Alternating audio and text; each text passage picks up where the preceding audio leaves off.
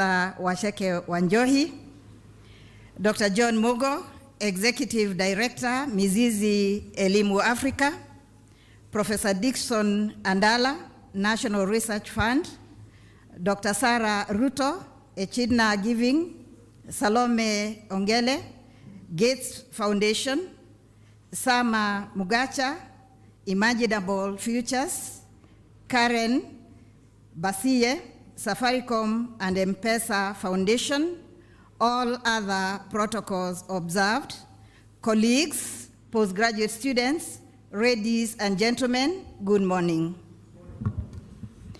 It is my great pleasure to warmly welcome you all to this very important occasion, the official launch of the Heri Africa Research Chair on Life Skills and Values for Education at Kenyatta University. Today marks a significant milestone, not only for Kenyatta University, but also for the broader African education research community. The establishment of this research chair is a bold and timely step towards strengthening Africa-led research that is relevant, sustainable, and responsive to the continent's unique educational priorities and realities.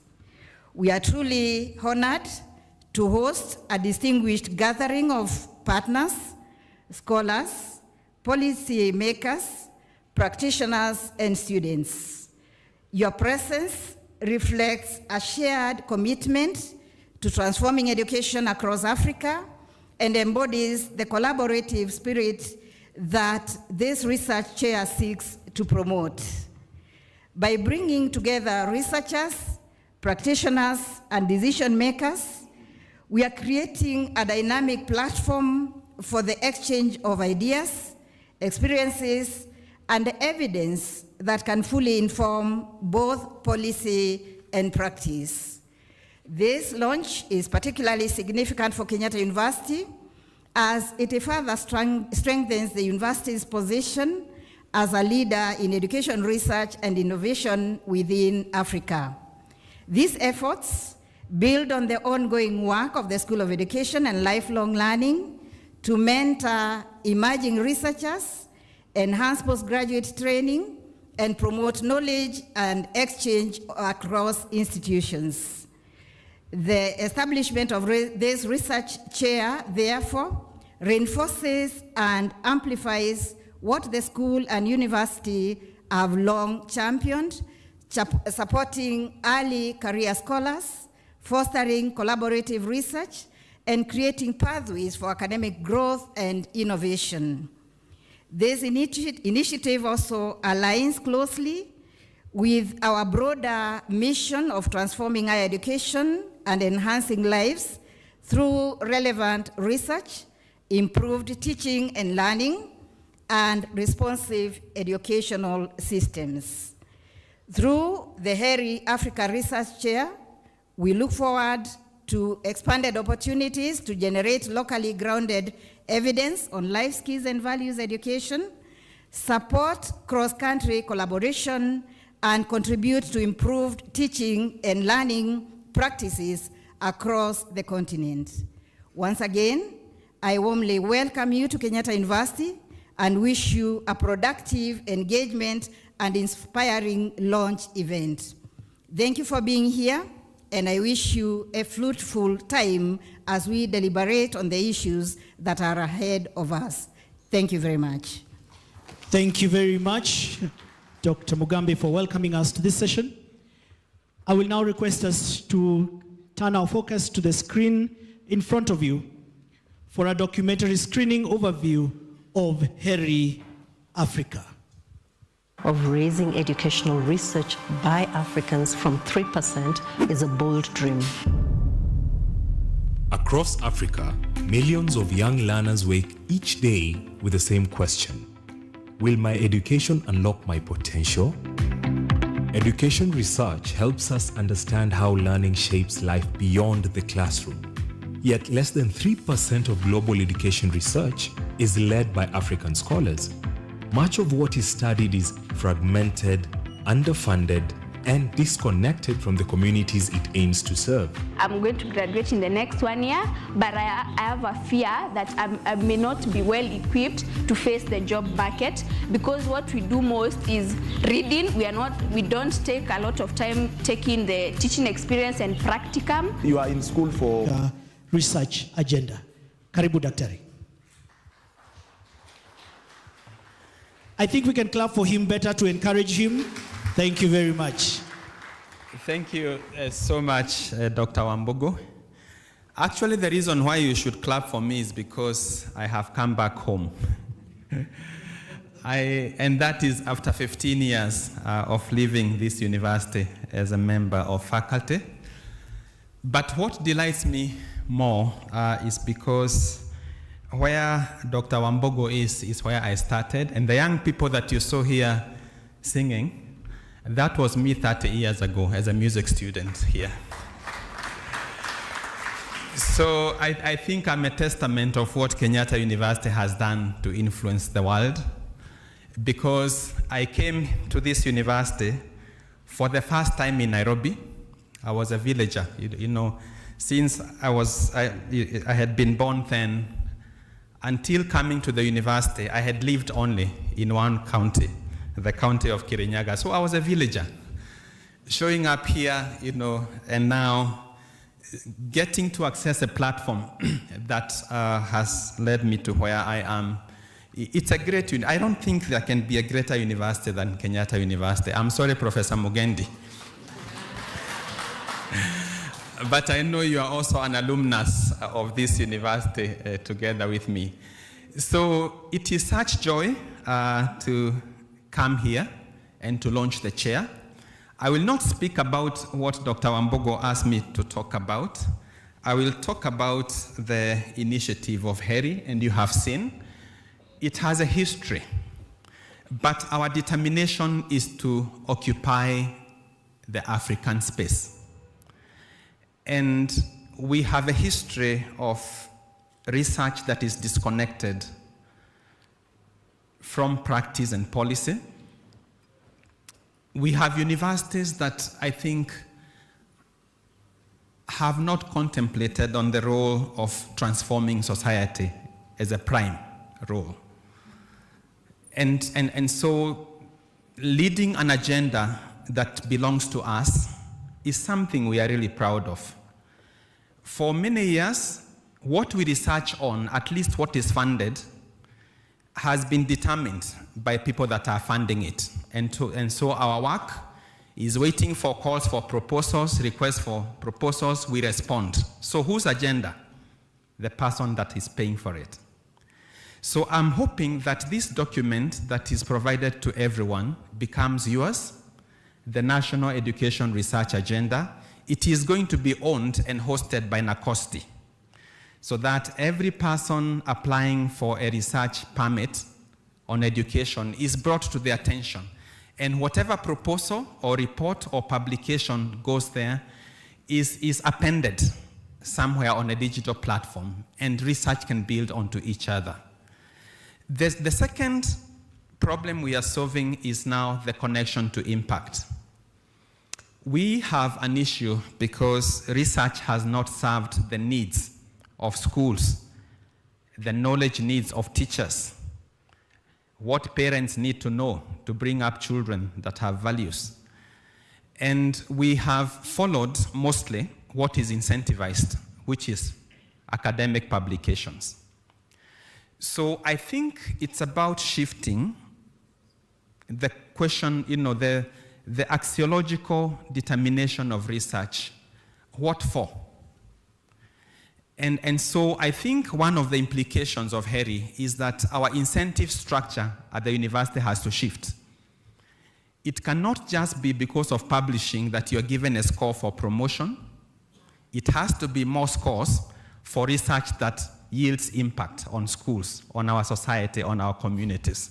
If that shifts, then we will have as scholars the determination to do research that is creating impact on our society, and we will have universities being at the forefront of informing communities, of informing schools, of informing the education system. The third question that we are addressing is capacity. We know that there has been rapid movement of even research methodology and the methodologies that are taught and adopted. I taught research methods here, and I know that after teaching research methods here and getting out, and the research now that I have been doing for those 15 years, there's a lot of space to grow and to occupy. And so we are here to support the good work happening at the university so that the research being done at Kenyatta University can rival the research being done at Harvard and at Yale. Why not? We have better brains here, and I dare say so. So I think creating that economy of support for robust research that moves beyond factors influencing challenges facing, to research that produces solutions on how to teach better, on how to parent better. That is, I think, where we have to get to. Moving from research methods that we teach teachers here to action research, so that teachers, when they are teaching, when they are marking right or wrong on mathematics or English, that's data that they are collecting. And how do they use that data on how many wrongs, how many rights, to change how they are teaching this during tomorrow's lesson? That is how impact is going to look like. Research that is transforming directly as a direct injection to transformation of pedagogical practices, parenting practices in the country. The fourth challenge we are addressing is the colonial model of research dissemination and communication. We have many journals. The Commission for University Education has mapped 68 journals in Kenya. We have looked at the impact factors of those journals, 0. So if you look at the version 1 that we submit for publication and version X that is published, a lot is lost here, nuanced knowledge. Our way of expression, our language is lost because we have to respond to the reviewer's comments to be published, and that's how our knowledge is lost. So how do we elevate our journals so that it will be them coming to publish in our journals and shifting power? How do we stop going to tell our stories in the US where they are the best conferences, in China, and tell our stories here because we have established on our continent the best possible conferences on education, so that it will be them coming, not them denying us visas, paying a lot, our students cannot travel. And so our knowledge dissemination platforms actually are serving other people than ourselves. 75% of what is published on Africa, the first authors are not people living in Africa. 90% of the research that is happening here on this continent is unfunded research. And so students, a school of, a study of 3 schools and so on, that cannot inform policy or practice. And so when we transform ways of disseminating, getting to a point where even the academic publications will not be the only way of disseminating research results, because if the ultimate user is a teacher, primary school teacher or ECD teacher, they will never go to those platforms and read journals. So we also have to redefine research outputs in our context and shaping that from the user's perspective, and having the user of the research results determining the channels of dissemination and definition of research products. And the last outcome we are addressing is the whole idea about money. Universities have not been accessing research funding. And so I am glad that today we have funders in the room that have come to Kenyatta University. Thanks Gates Foundation, thanks Safaricom, thanks Imaginable Futures, Kidna Giving. Because this is where, if we want to make the impact, then this has to be the locus of research funding. So that instead of research money going to Mizizi, and I'm speaking now, I hope my board will not sack me. Instead of research money going there, it should come here. Because when the money is here, Then I have 4 PhD students. When I was here, I was supervising 25 students, 12 of them PhDs. And so if I had funding that time, I had some, then I would unlock cross-generational impact through the funding. But when it comes to where I work, we will move on, and then that doesn't have that cascade and ripple effect. So we hope that our government will fund research. We thank our president for making the announcement that 2% of GDP will be going to research. That would translate to around 300 billion shillings per year going to research. Of course, that is not education research, so we shouldn't get so excited. But I think the amount of money available to research will increase. Then we will have our local philanthropy. Research, some of these radical ideas cannot just be funded from outside. Some are too radical for funders out there to pay attention. So Safaricom, I&M Bank, Equity Foundation, the private sector has to come and fund things that are not just easy to count, like scholarships and infrastructure, but they fund research for longer-term system change.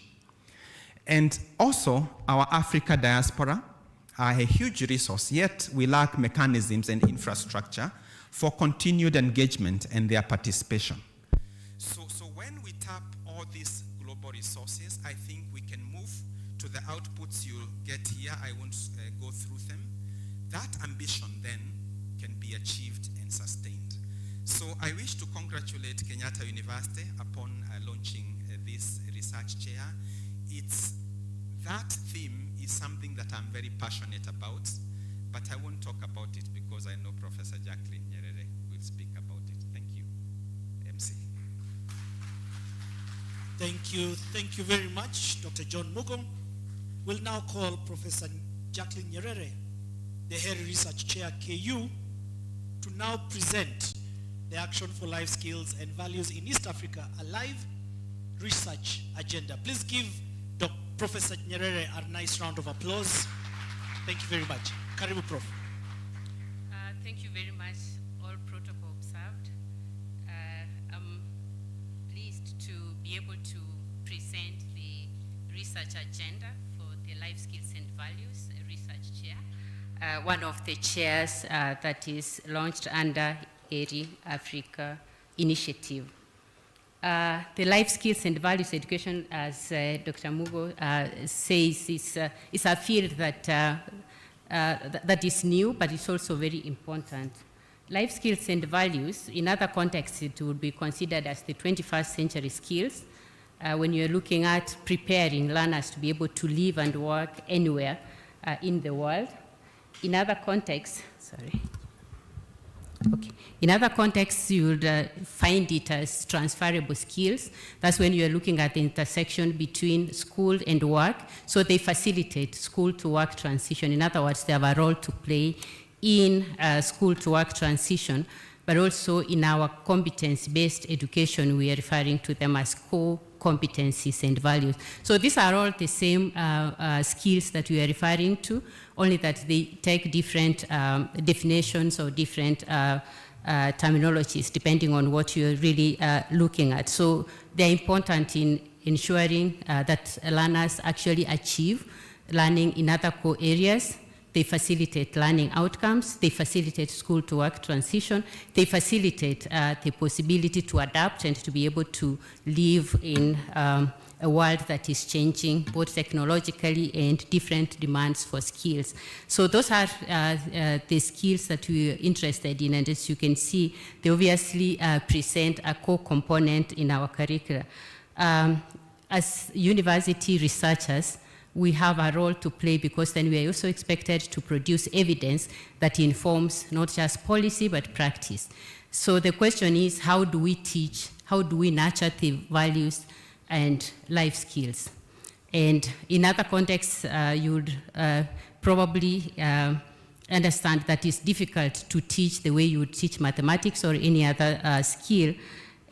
but we draw from what Nelson Mandela once said, that if people can learn to hate, then they can also be taught to love. And love is one of the values, which means that it's actually a possibility that this can be integrated in our education systems to bring up the values and the core competencies that we would like to see in our learners. Today we're also joined by the young learners from our Kenyatta University Primary School and also from Kiwanja Primary School, who are neighboring, to witness this, because our interest is also to look at how are these skills and competencies going to be nurtured right from the early stages to the higher levels. As researchers, I think a lot of times we've concentrated on learners learning, but we don't look at what are some of the co-facilitating aspects that would enable learning to happen. So the Chair for Life Skills and Values Education works collaboratively, because then these skills do not stand alone. They are skills that are supposed to support and to also empower learners to be able to achieve learning outcomes and to thrive. So these skills are not taught, they are not taught independently, but they are integrated in our curriculum. So how do we integrate this? Many of us here have gone through the system that is the knowledge-based curriculum, which means that core competencies and values, even though they were there through specific subjects, they were not actually emphasized like they are emphasized in CBE. So as a teacher, I wonder, how do I integrate this? And so as researchers, we're also curious to know, and I think it's our responsibility to bring out evidence, best practices. How does this work? So it is a collaborative effort that brings together government agencies, research departments in our government agencies, also brings together research institutions, civil society organizations, development partners, and researchers at universities. And it is a responsibility that we have then to bring this to light. If we all agree that these skills are important, and we have these skills and values in our curriculum, then what next? So when the question comes up, how do we teach? How do we nurture the skills? So as researchers, we have a responsibility there, and I think we have our work cut out. The question is how. So the research and this platform for Heri Africa gives us the chance to be able to work collaboratively and to answer to the questions of which teacher competencies, for instance, do we need. So this research will have 3 strands, and it's a research that is co-chaired with the ALIVE. ALIVE is Action for Life Skills and Values East Africa. We are not starting from scratch. We are starting from a point where this research has been happening. We have collaborative effort with our partners, both in Kenya, Uganda, Tanzania, and Zanzibar. So this has been ongoing for years and is now going to its phase 3. And we are collaborating in enhancing what has already been done, but also to amplify, to expand, and to bring this to scale. And the strands that we'll be interested in would be the teacher capacity development, for instance. As a university, we are developing teachers, but as professors, for instance, how do we prepare teachers to teach these skills or to nurture these skills? Which preparation do we have ourselves? So as you can see, before we go to analyze what the learners at the lower levels are learning, whether they are learning or not, we should be looking at who is teaching them, but also who is teaching the teacher. So our research will span through the different levels, from the basic education level, TVET, and higher education, to see what preparation is in place for us to nurture the skills and development. But we are also aware that life skills and values, especially values, are not just taught or nurtured in school. Some of these, we pick them in society, parents at home. So we are also looking at the parents' engagement. So ideally, we look at the broad spectrum of how do we nurture the skills, starting from home. how do we engage parents as well? So I think there's a big component in this curriculum to be able to also include parents and parents' participation. But what is parents' participation in our schools, other than AGMs and school meetings perhaps? But how do we engage them further to be able to prepare them? Because we've given them a responsibility to also co-nurture these skills and values. So we'll also be interested in what are the best practices in nurturing or in supporting parents to nurture these skills. Also the assessment aspect. What does not get assessed does not get done. And we know that these are also, there are curriculum designs that of course prescribe this, but they know how to be able to do this and how far have we integrated this, how do we assess this? And the research we have and the best practices we have, do they fit in our context? So our interest is to look at what do we need in context to be able to nurture these skills, to assess them, and of course, to support the whole system, policy, parental engagement, and whole school system. So it is an exciting approach. This is an exciting opportunity to be able to stand in this gap, to look at what is happening in terms of the nurturing of the life skills and values. We know they are already there in our curriculum as core competencies and values, but what is happening in terms of integrating them in the classroom, in terms of allowing the learners to achieve the competencies expected of them, it is the research that we'll be undertaking. So we are looking at integration of these skills, the capacities of teachers, school leaders to integrate this, but also the parents and community engagement to be able to nurture these skills all around. So it is an opportunity to look at what is existing, where are the gaps and where we can fit. So ideally we'll be interested in looking at the interventions because we are not assuming that this is not happening. The interventions that are already ongoing, supporting the implementation of this through training of teachers. We know the government through TSC does this. We know organizations like Mizizi Elimu Africa supports this, and our life programs support this in different areas and different levels.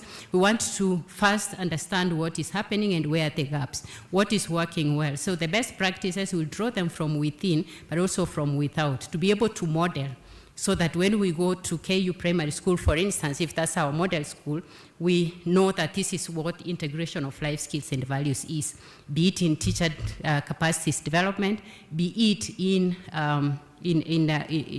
parental engagement, in assessment and all that. So it's a whole kind of system to support this and to see that these skills actually support the school to work transition. So it's in learners and the youth who are preparing for life after school. We will use the approach of looking at the best practices, designing interventions on what works, filling in the gaps, and eventually when we go to government, we are able to tell that this is what a school that fully integrates these skills and life skills and values look like. But we will not be going to them. We will be doing this with them, and I'm happy that many of our partners are in the room. So we are moving away from doing research to inform later, to co-designing the research questions, looking at the gaps with the partners, with KICD, with TSC, with NEC, and all the other interested parties, working through with them. So it's researching with, and with also the teachers who are expected to be implementing this. It's researching with so that the outcome, the findings, the evidence that we have is established with all the partners, and therefore it's easier to get to implement this. We are also looking at an opportunity to not just to research with, but also to inform practice. Because a lot of times as researchers, we want to inform policy, but what about the practice itself? What about what's happening in the classroom? What about what is happening at the community level in terms of supporting the life skills and values? So we will be looking at this all around, and that's all I can put out for now. But we are working with researchers, colleague researchers, maybe some of them are in the room, you can wave. We are working as researchers from the School of Education and other schools in the university, but also we'll be bringing on board research fellows to be able to nurture and to have sustainability and continuity of this. Thank you. Thank you very much, Professor Nyerere, for presenting to us the research agenda of HERI. Thank you once again. We'll now go into... All right, what a beautiful way to start the morning. Welcome to Biashara Tuesday on this 5th day of May 2026. It is the first Tuesday of the month, so a lot is in store for you throughout the month, and we are approaching the first half of the month. We are just about to get to the first half of the year, not the month, sorry, of the year, where if you had goals, it's time to begin evaluating how far you've come, how far you need to move. So this is the 5th of April of May 2026. Welcome to Biashara Tuesday. My name is Anyango Sylvia, and this is a show that keeps you informed and updated on everything business entrepreneurship. Whether you're starting up or you are a seasoned entrepreneur, it's time for you to get informed in leadership and everything in between that makes you a better person in managing and moving your finances to the next level. So today, being a Tuesday, we have a lot of discussions around money that are packed for you. To set us off, we'll be talking about the stocks market and the shifts that have happened in the stock business or in the buying and selling of equities, and how this is affecting you, or how you can leverage technology to help you get the best experience out of it. We'll also be comparing the ages or age difference of those who use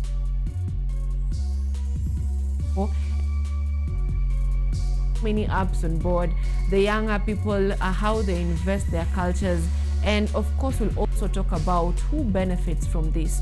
How does Kenya compare with the developed countries? What controls the rates in the market? Is politics part of it? We are going to be having an all-round discussion that will help us not just answer the question, which stock should I buy? After you've listened to this discussion, you'll be able to make a candid or a well-informed choice on the type of stocks you need to buy without asking what stock is good for me, which one is not for me. So stay tuned for that discussion if you want to understand more about stocks, especially with the uprising technology and the spaces that we are in. Also this morning, now that we are focused on empowering you as a person, knowing the right places to invest, we are moving from the previous beliefs where we may let me not say where women were not allowed to work. Let's say where there was gender biasness, and right now the young women or young people are venturing into the STEM. Most of them, if you hear any parent giving advice to their kid, they'll be telling them you should venture into STEM. So as we are pushing for STEM subjects, STEM careers and all that, how well are young girls being involved in the STEM? So we are having a discussion also this morning that will be understanding how well can we involve the young people in the STEM industry or STEM subject.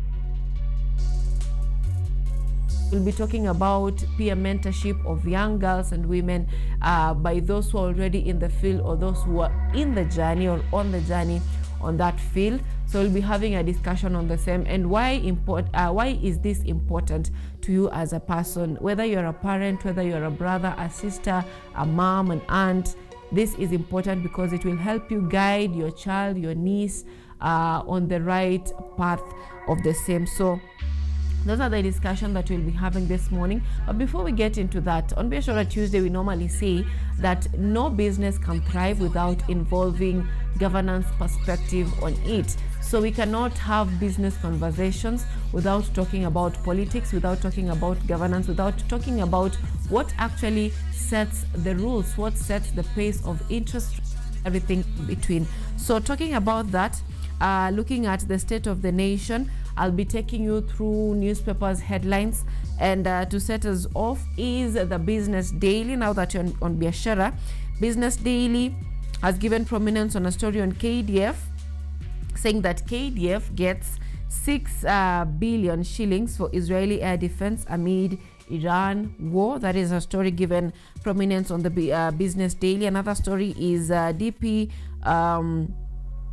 world avoids 520 million Kenyan claims in stories that are given prominence on the Business Daily. Moving forward to the Financial Standard. Financial Standard says key treasury numbers.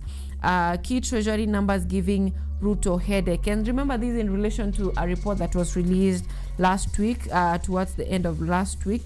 They're saying that while the head of state has spent the week touting a new transformed Kenya, the economic survey prepared and published by his own government tells a story of an economy losing steam. So this is in relation to a report that was released last week, where the report said that Kenya's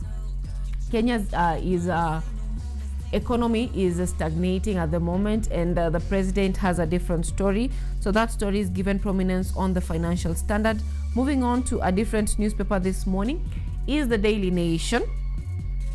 The Daily Nation are a bit political this morning, and they're talking of going after Uhuru's hefty packs. And this is almost similar to what is given prominence on the Standard, but just as we are on the Daily Nation, they're talking of Jubilee Defense Party leader claims state is denying him some retirement benefits. And remember, Cherargei mentioned yesterday that he'll be presenting a motion to Parliament to cut off Uhuru's benefits, that is from serving as president. Remember, he's receiving about 80% of the current presidential earnings as a retired president. So having been involved in politics, Cherargei is set to table a motion in the Senate to cut off his earnings or his retirement benefits, something that has sparked widespread reaction from different political leaders in the country, and of course also from Kenyan citizens. So that is a story that is given prominence on the Daily Nation. Also, they're talking of debt crisis as 13 trillion to pay interest on loans. Also, Oburu's ODM faction seeks to heal the rift in new power play. There's a story given prominence on the Daily Nation, and why share numbers don't add up. That is a report also on the Daily Nation. Moving on to the Standard. The Standard is also talking of a similar story to that of the Daily Nation. And remember, this story has been making headlines for the past 2 days on the front pages of the dailies. The Standard is saying going after Uhuru. And according to the Standard, they are talking of political intimidation, saying that never before in the history of the country has a former president faced intimidation and harassment by the regime in power. Under President William Ruto's administration, retired President Kenyatta has never had peace since he handed over power. Ruto's government continues to vilify and disrespect him, with the latest incident being a move to strip Uhuru of his constitutional packs through a bill sponsored by Nandi Senator Samson Cherargei, another of Ruto's sycophants. This mistreatment of the only surviving former head of state sets a bad precedent. That is a story that is given prominence on the Standard. More of that on page 8 and 9 of the same paper. So that is on the Standard. And moving to a different newspaper, Taifa Leo. Taifa Leo pia wanazungumzia maswala the same story as the Daily Nation and the Standard, talking of minofu ya Uhuru yaendewa.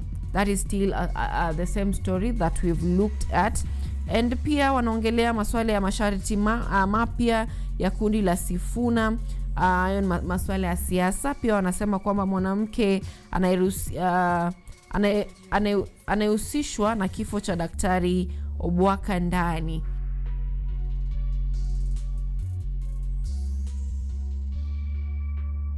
10 more days investigations to continue. That is on Taifa Leo. And pia wanazungumzia safari ya imani ya Kang'ata. Taarifa nyingine ni kwamba hotuba ya Ruto Tanzania leo yazua ubishi Kenya. And Rais William Ruto ako katika nchi ya Tanzania kwa siku mbili, leo ikiwa siku ya pili, and today anatarajiwa kutoa hotuba yake katika bunge la Tanzania. So that is expected later on during the day, and stay tuned for the same because we'll be getting you update, of course, on our news bulletins later on during the day. But right now what you need to know is that the president is in Tanzania, and the opposition has really been against that move, saying that the state visit will solidify or will upheld the Samia Suluhu presidency despite what transpired last year during the Tanzanian general elections, where there were reports of lost lives during the protests that were occasioned by the elections during that period. So that is also given prominence on the Taifa Leo magazine. And MyGov, which is a pullout from the Star, MyGov says Kenya set to begin oil production in Turkana. That will be reprieve for Kenya. And finally, we have the Star. The Star talking of Kenya bets big on 10 mega dams to secure its future. And this is in relation to agriculture and production in the country. And also still on agriculture, they're talking of how state plans to reduce food imports, lift local production. And in politics, Ruto has steered economy through tough times. That is according to John Mbadi. Those are stories given prominence on the Standard. The rest of the stories right there are stories or are feature stories that you can also read about or read more about them. And the People Daily this morning, talking of CS's top official eye 2027 sits in quiet political moves. So the cabinet secretary is currently in office. We have the likes of Swaipan Tuya, we have Hassan Joho, we have that is the cooperatives and SMEs development, that is Weekly of Paranya. These are CSS who are mentioned to be eyeing political seats in the 2027 election, because in this country, if you lose your job, you look for another job, and once you're a CS, who else is to employ you once you've become a CS? So we're expecting more to be happening. Last week, was it last week or the week before last week, we had Oparanya criticizing Oburu Odinga, saying that hata sisi Waluya tunataka power. So some argue that he might be unveiling a political party, but don't quote me for that. That's just my thought, that he might be unveiling a political party. So we are yet to see. More is to unfold. In politics, 1 year can be a lot. So those CSS that are eyeing political seats in 2027, and People Daily is saying that they are making quiet moves at the background. So those are the stories that we are having, or the papers that you're having this morning, in relation to what the state of the nation is. At this point, I want us to take a look at what is happening on the roads, and of course the weather situation in different parts of the country.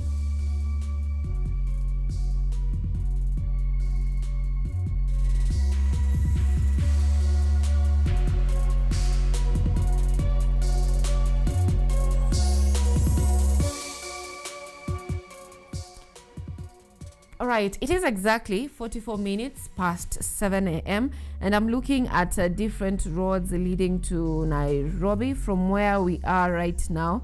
That is on Thika Road. KU is on Thika Road. So looking at Thika Road right now, there is heavy traffic from Roysambu all the way to around Globe roundabout.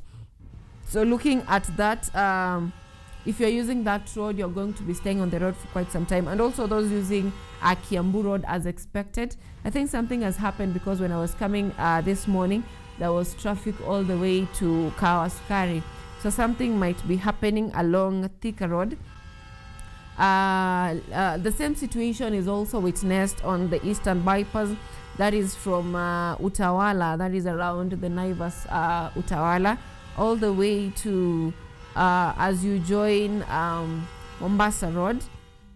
So if you are using Utawala Road, that is if you're coming from Utawala and using the Eastern Bypass, you're also going to be staying on the road for quite some time. So those people who are also coming from kule juu Lang'ata wakipitia through Galleria Mall, Uru Gardens, using that route to along the Wilson Airport and joining towards Mombasa Road, you're also going to be staying on that road for quite some time. Wale wanatoka Ngong around Junction Mall, if by any chance you'll be passing through the Junction Mall, around those areas, you're going to be staying on the road for quite some time. Although the traffic is not as easy on the Eastern Bypass and along Thika Road, so it is quite moving because I'm seeing patches of yellow and red. So that is something good to note also.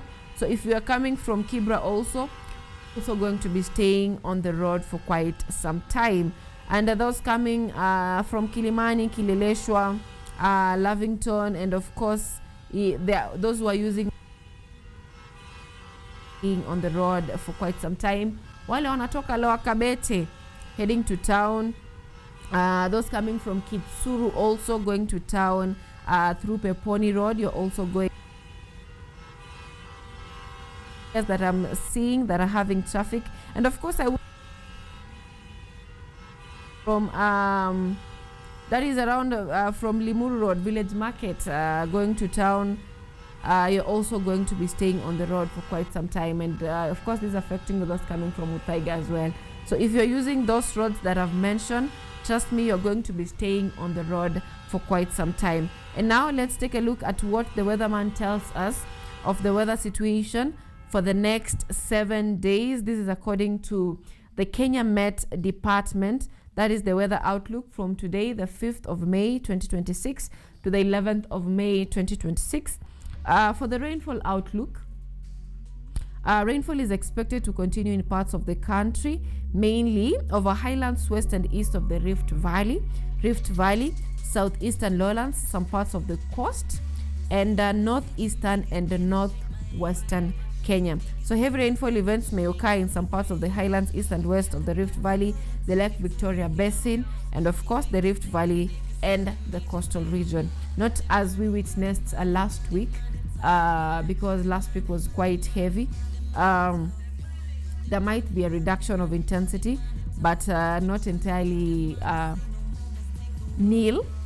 So it's just a reduction. And in terms of regional highlands, the highlands west of the Rift Valley, Lake Victoria Basin and Rift Valley, sunny mornings with rains over a few places, afternoon and night showers and thunderstorm over a few places, occasional spreading to several places. In the highlands east of Rift Valley, including Nairobi, cloudy mornings with rains over a few places, giving way to sunny intervals, afternoon and night showers and thunderstorm over a few places, occasional spreading to several places. And the northwestern Kenya, sunny intervals are expected during the day with partly cloudy conditions at night. However, morning rains as well as afternoon and night showers may occur over a few places. And the northeastern Kenya, that is on the northern part of the country, sunny intervals are expected during the day with partly cloudy conditions at night. However, morning rains as well as afternoon, nights and showers may occur over a few places. And the southeastern lowlands, sunny intervals are expected during the day with partly cloudy conditions at night. However, morning rains as well as afternoon and night showers may occur over a few places. And finally, in the coastal region, morning, afternoon and night showers are likely to occur over a few places. In terms of temperature outlook, according to the Kenya Met, daytime temperatures of more than 30 degrees Celsius are expected in the coast, the southern lowlands, northeastern and northwestern Kenya. And cool night temperatures below 10 degrees Celsius are likely in some parts of the highlands east of the Rift Valley, the central Rift Valley, and of course in the vicinity of Mount Kilimanjaro. So selected towns: Nairobi, it is 16 over 14 degrees Celsius. Mombasa, 33 over 23 degrees Celsius. Kisumu, 29 over 18. Nakuru is 26 over 14 degrees Celsius. Eldoret, 24 over 14 degrees Celsius. And finally, the northern part of the country, Mandera, is 36 over 24 degrees Celsius. So the northern part of the country, the coastal region, and of course around the Lake Victoria Basin, temperatures are expected to be very high during the day, and cold temperatures are expected along the Rift Valley, and of course Nakuru, Eldoret, around those areas, cold temperatures are expected.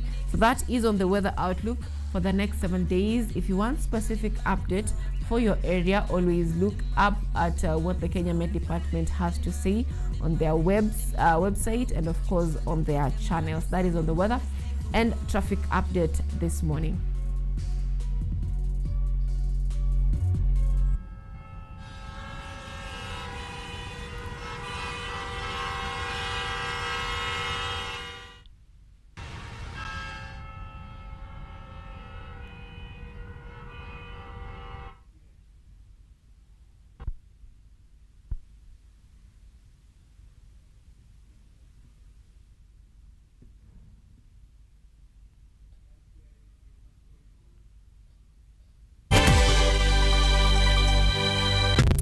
Treat and treat again.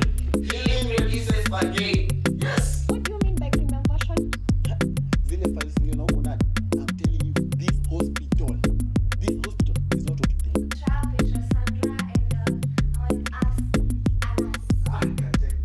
Our people united can never be defeated.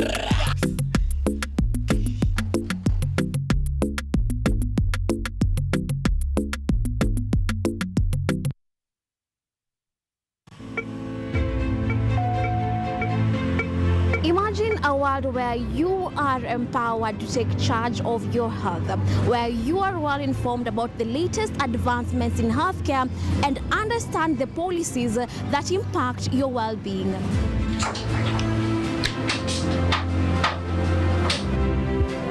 Get ready to take charge of matters your health as we bring you a blend of weekly health features that engage professionals from across various medical fields. When do you decide as a patient, do I need to go see the doctor?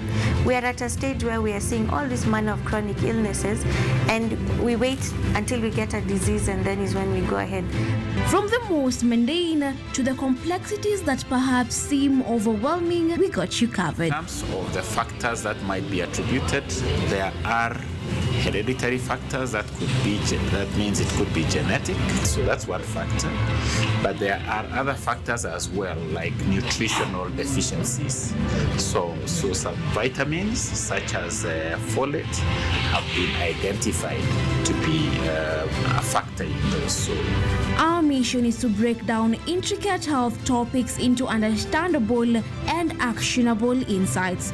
Join me, Yvonne Kemoma, every Wednesday 9 p.m. on KUTV's News at 9, where your health is our priority.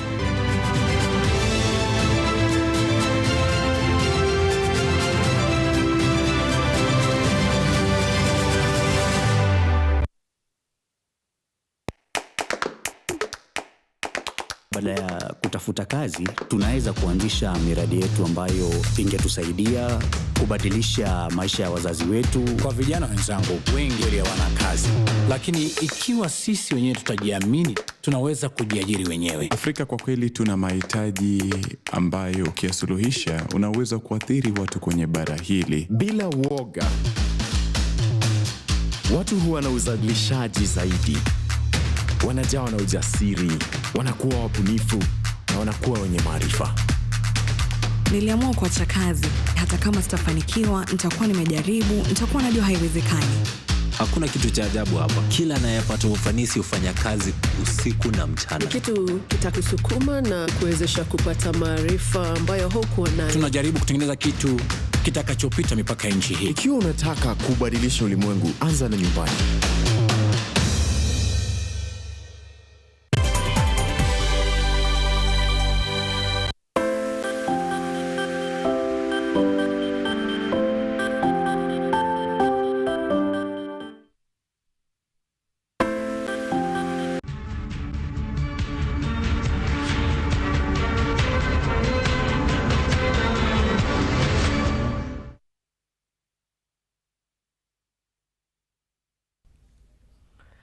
Welcome back to KUTV Rise Today, and specifically Biashara Tuesday.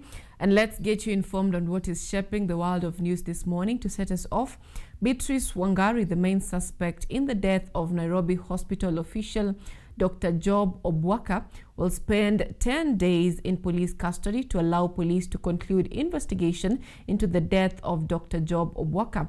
Wangari was arrested on Friday, April 1st, 2026 at around 9 p.m. while at Nairobi Hospital after it emerged that she was the last person seen with a 79-year-old deceased gynecologist. Dr. Obwaka died on Friday night after collapsing in Kitengela, where he had reportedly gone on personal errands in the company of Wangari, believed to be a business associate. The body of the deceased has been preserved at Lee Funeral Home, awaiting a post-mortem examination, and the case is expected to be heard on the 14th of this month.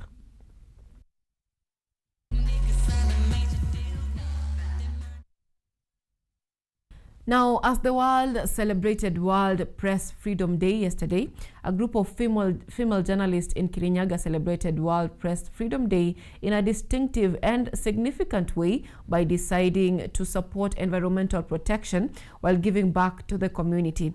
The day is commemorated under the theme of shaping a future at peace, promoting press freedom for human rights, development, and security. Edward Nyamu reports. Kenya has joined World Press Freedom Day with different activities happening in a way to commemorate the day. Led by their chairperson, Ms. Bansi Rore, Kirinyaga Media Queens used the occasion to highlight the challenges faced by female journalists in the line of duty. Na ningeomba serikali, kwa sababu sisi kama wanawake tunapitia challenges mingi wakati tunaenda field kufanya stories. If it can put like a department where when a journalist experiences some challenges or gets into depression, wanaweza enda wapewe counseling na waweze kurudia maisha yao ya kawaida, kwa sababu tumeona a lot of them wakipatwa na depression na wanaenda mpaka wanakufa. Hiyo si jambo ambalo tungetaka kuona. Lole asked the government to intervene on behalf of journalists by creating a special agency to handle their well-being. She underlined that although press freedom is praised throughout the world, journalists' safety and well-being must also come first. Kwa hivyo tungeomba serikali pia ishikilie kazi ama journalism as a department or as an entity, waishikilie na wa make sure wako na uhuru wa wanahabari, wako na uhuru wanapofanya kazi yao, na pia wapewe security ambao wanahitaji wakati wanaenda kufanya kazi yao. Na ningeomba pia serikali, wakati journalist wanaenda kuuliza maswali, wasikue wale watu ambao hawataki kutoa information. Watoe information, kwa sababu tunasemanga media is the voice to the voiceless.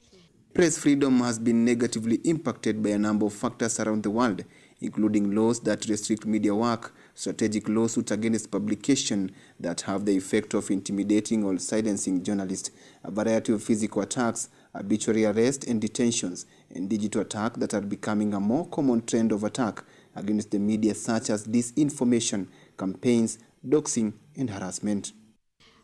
Tunataka hiyo information iweze kufikia watu, si ati ni kwa manufaa yetu peke yetu, hata kama pia sisi ni wana Kenya ama we are also citizens. Tunataka pia ile information inafikia watu ikuwe ni information ambayo iko na uhuru, ni information ambayo ni ya ukweli for us as journalists in Kenya and in Kirinyaga County. Leo tumepanda miti more than 250 fruit trees ambazo tunasema the way tunanacha hizo miti ni the way tunafaa kunacha the media. The Global Freedom of Expression Index has decreased by 10% from 2012. This is according to UNESCO 2025 World Trends Reports on Freedom of Expression and Media Development. Edward Nyamo, KUTV. All right, thank you, Nyamu. And moving on to politics this morning, the Orange Democratic Movement Party, ODM, has called on the government to settle debts owed to political parties in the country. The party claims that the government owes it a total of 12 billion shillings. This follows a leaders' retreat in Mombasa, where in a press briefing, they also announced that party leaders are pursuing compensation for victims of protest. Hassan Lewa with the full details.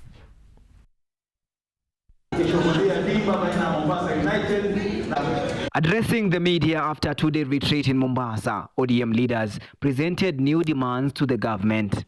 Ladies and gentlemen of the press, tuko tayari?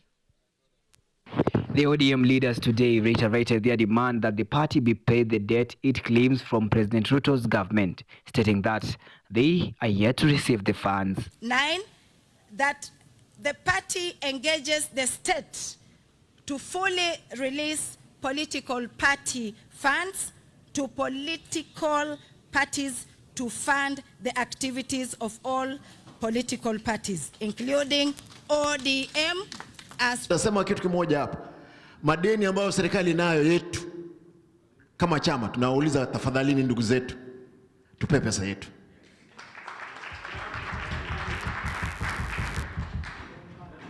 Hakuna maongezi yoyote ambayo tutakuwa nayo. Hakuna maongezi. Viongozi waheshimiwa mko hapa. Ninyi ndio mnatengeneza bajeti. Sisi wanachama wa ODM, serikali iko na deni yetu. Na hiyo deni ndio tunahitaji tupewe. According to ODM National Chairperson Gladys Wanga, the party is owed 12 billion shillings by the government. The government owes the ODM party 12 billion shillings. 12 billion. Billion ni 12. ODM leaders also want President Ruto's government to fast-track the compensation process for the victims of protest. 10, we task the party to engage state to fast-track the implementation of the compensation of victims of police brutality as endorsed in the national budget and consider extending it to periods beyond the provisions of current legislation. During their Mombasa retreat, ODM leaders emphasized that they have not expelled Sifuna. Colleagues, we are here to show the world that we are strong in the party. And we support the party, and we are ODM. We shall remain in ODM. The ODM party further insisted that it will continue fighting for the rights of Kenyans, stressing that it operates on principles of good governance. Hassan Lewa, KUTV. Now, President William Ruto has called on public servants and judges in the country to fully execute their duties without negligence, fear or favor. Ruto made these remarks while presiding over the swearing-in of 37 new judges at State House, Nairobi. He looked them in the eye and urged them to work diligently. President William Ruto told the High Court and COMESA judges that he saw in today that they must take their responsibility seriously in the roles they willingly sought. I have it on the authority of the Judicial Service Commission that each and every one of you applied for the job and came for interview and passed the interview. I hope that is correct. Because I come across many leaders in my life as a leader in this nation who step forward, are either appointed or elected or nominated, but then become very reluctant to do that which they applied for. In his speech, Ruto urged the judges to make fair decisions in their judicial duties and to be ready to make tough but correct rulings. I implore you to do the right thing, however difficult, however unpopular, however uneasy it may be. Finally, when all is done and said, the things you do right will count. During the swearing-in ceremony at State House today, President Ruto expressed pride in his efforts to strengthen the judiciary, noting that he has so far sworn in 92 judges within a period of 2 years. It is both an honor and privilege to preside over this solemn and significant occasion, marking the swearing-in of judges of the High Court, the Environment and Land Court, and the COMESA Court of Justice. This ceremony reaffirms our national commitment to the rule of law and fair administration of justice and the enduring promise of our Constitution to every citizen of the Republic of Kenya. During today's event, President Ruto saw in 37 High Court judges, and in his capacity as the chairperson of the Common Market for Eastern and Southern Africa, COMESA, he saw in 12 judges of the COMESA Court. Hassan Lewa, KUTV. Now, police and religious leaders have raised alarm over a growing trend of alcohol and drug addiction among young women, warning that if the issue is not addressed immediately, it could have serious repercussions for their future. The clergy, led by Bishop Richard Gasson, especially students, leave entertainment venues late at night quite drunk. He noted that in contrast to earlier times, young women are now more likely to frequently visit and others alcohol-related establishment than men. They warn that failure to act could result in a generation facing broken families, lost opportunities, and deep social challenges. Jambo ambalo linatusumbua sisi tukiwa wachungaji. Namna tunaona, namna tunaizi, kwa kweli jamii zetu inaendelea kukosa maadili. Hasa wasichana tunapoona wao wanakunywa, wanajiingiza katika anasa, inatusumbua kwa sababu kesho yao, kwa kweli tukiuliza, iwapo atajiingiza jambo hili, jambo lile, miaka yake hasa ya kuoa atakuwa na maadili gani katika poma? Kwa sababu kwa kweli kesho atahitaji kuwa na poma, na ninafikiria kwamba poma yake itakaa namna gani kama yeye mwenyewe achachiweza kujiongoza, hawezi kuongoza mume wake, na watoto ambao watasaliwa wataishi kwa njia gani? Swala hili ni swala la kijamii. Hili swala si la mtu mmoja. Kuna watu kadha wa kadha ambao wana majukumu la kuhimiza maadili katika jamii. Kwanza tunaanza na wazazi. Je, sisi kama wazazi tuna mchango upi na tunajukumika vipi kuhakikisha kwamba watoto wetu tunawalea katika maadili mazuri? Tuelewe ya kwamba hawa ni watoto ambao wanahitaji kuelekezwa. Wakati mwingi sisi tunalaumu wasichana wetu na vijana wetu, vijana wameharibika, vijana hawasikii, vijana ni wahuni, lakini je, sisi kama wazazi tumetekeleza wajibu wetu? Now, due to a severe honey shortage, Kenya must import between 3 to 5 billion a year of honey to meet domestic demand. According to experts, there is a significant possibility for farmers to use beekeeping as a source of revenue and an agricultural boost because the consumption exceeds output by up to 8,000 to 10,000 metric tons annually. The experts, led by Gathi Gandungu, observe that farms that incorporate beekeeping frequently record higher yields, indicating that it is a strategic supplement to conventional farming rather than a distinct activity. Additionally, they emphasize the environmental advantages of beekeeping by pointing out that it promotes the establishment of native trees and floral plants, which enhance soil conservation, lessen erosion, and help store carbon.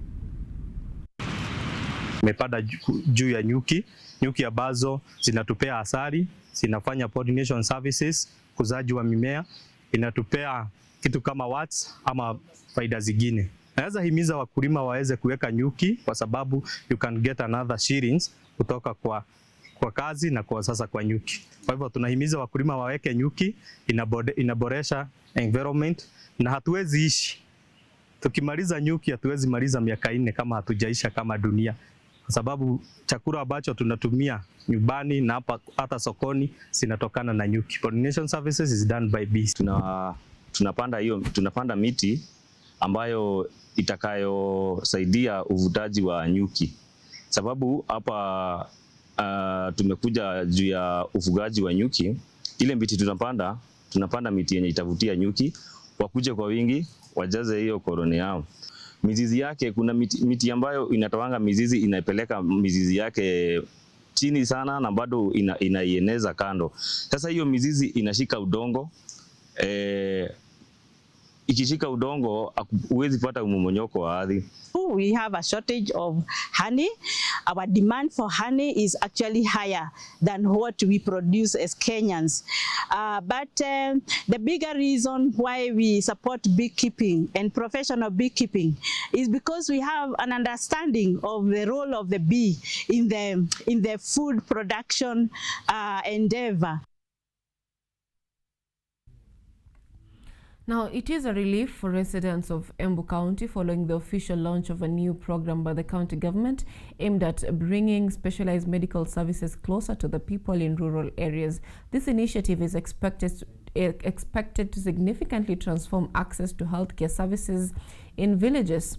Through the program dubbed Madaktari Mashinani, residents in remote areas will now benefit from thorough medical checkups, professional consultations, and specialized treatment without the need to travel long distances to major hospitals such as the Embu Level 5 hospital. The move to take specialized medical services to the grassroots is already bringing new hope to residents of Embu County following the official rollout of the Madaktari Mashinani program. Through this program, specialist doctors will be visiting lower-level health facilities to offer essential services including comprehensive diagnosis, professional consultation and treatment of various illnesses, especially chronic conditions. Na leo tumefurahi sana tukishukuru Wizara ya Afya pamoja na serikali ya kaunti kwa kuleta hii huduma karibu na sisi. Speaking during the launch held in Mwea, the Chief Officer for Public Health, Henry Nthinga, said the main goal of the program is to help residents access healthcare services near their homes instead of traveling long distances to referral hospitals such as Embu Level 5 Hospital. Tumeona ya kwamba kuna watu anga wameandikiwa clinics regularly wanatokanga sehemu mbalimbali. Na kwa sababu kuna watu wako na changamoto mbalimbali, labda wanatoka mbali sana, unapata kuna wakati watu wanaambukiwa clinics lakini wanakosa kwenda kuona madaktari kule Embu Level 5. According to health officials, many patients have been unable to reach referral hospitals due to high transport costs and their medical conditions. This has often led to deterioration of their health or even more severe complications. Additionally, the exercise has revealed a large number of patients suffering silently, particularly from non-communicable diseases such as high blood pressure, diabetes and cancer. Kuna magonjwa ambayo iko percentage ya juu kama the non-communicable diseases, mambo ya blood pressure, that is hypertension, na pia tuko na diabetes. Watu wengi sana tumepata wako na yale magonjwa. Upande wa watoto tumeona ya kwamba kuna something we call cerebral palsy, watoto ambao wako under 5, kwa hivyo pia hiyo tumeona ikiwa kwa wingi sana. Lifestyle diseases like NCDs, tunasemanga everything that you do in life, moderate. Usi-exaggerate. Yeah, you moderate your lifestyles. Kama ni pombe, don't do it in excess. Yeah. Kama ni starehe, usipende kukaa bure. Do some physical exercises. Residents who turned up in large numbers expressed their joy, noting that the services are a major relief as they can now access professional treatment without having to travel long distances. Psychologically, I'm really happy. I feel it's like I've gotten healed because I've been advised. Nikatediwa na daktari, nikapewa dawa, so I'm okay. Mimi azini nikakuja na nikaingia kwa daktari wa watoto na akaniambia condition my baby ni Down syndrome, na akanielezea although amenirifalo Kenyatta but I'm happy na hiyo services. Tumesaidika sana cause hata ni wamama wengi sana wako na watoto wenye wako na disability na wengine wanakosanga fare, na mkikaleta karibu inatusaidia sana. The program is expected to improve healthcare delivery at the grassroots level and ensure that every citizen receives equally medical services on time without barriers related to distance or cost. Akida Kasim, KUTV. Thank you, Akida. Now the government is continuing efforts to reduce post-harvest losses from mango farmers in Embu County through the construction of the modern Karurumo market in Runyenje's constituency. And as Rajab Juma reports, residents have experienced joy and optimism about the expansion of their businesses once the market is completed. The project aims to improve storage and add value to agricultural produce. Embu County is one of the leading regions in mango production in the country. However, farmers have been facing major challenges of post-harvest losses due to lack of markets and proper storage methods. To address the situation, the government has initiated the construction of Karurumo Market. The market is expected to have cold storage facilities to help preserve mangoes and other produce. Joseph Njagi, the chairman of Karurumo Market, says that every mango season, farmers incur losses due to lack of markets and proper storage methods for their produce.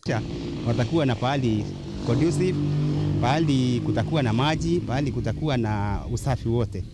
Na nikifikiria tunaona hii mradi kulingana na vile the contractor is saying, probably by the end of the year tutaingia huko. Hawa wafanya biashara akina mama mboga sana sasa wanafanyia kwa barabara, kwa vile hiyo sehemu ambayo imejengwa soko ndio ilikuwa sehemu ya soko. Njagi adds that the market will help reduce produce wastage and attract better prices for farmers. According to him, traders come from distant areas such as Tanzania, Uganda and Mombasa, but purchasing has been low, leading to a large portion of produce going to waste in farms. Hata hii msimu ya maembe tumekuwa na a lot of waste, lakini tukiwa na soko wafanya biashara watakuja kununua kwa hii soko, na we are getting our buyers from as far as Uganda, wengine wanatoka Burundi, wengine wanatoka Tanzania, wanakuja kwa hii sehemu. So wakati wa msimu wa maembe tunakuwa na wakati mwema, kunakuwa na circulation ya pesa. Farmers who are also traders have expressed the challenges and fears they face while conducting business along the roadside. Watu wa soko tuna uoga fulani sababu magari barabara ni kidogo. Aya, magari nazo ni nyingi kwa hii barabara.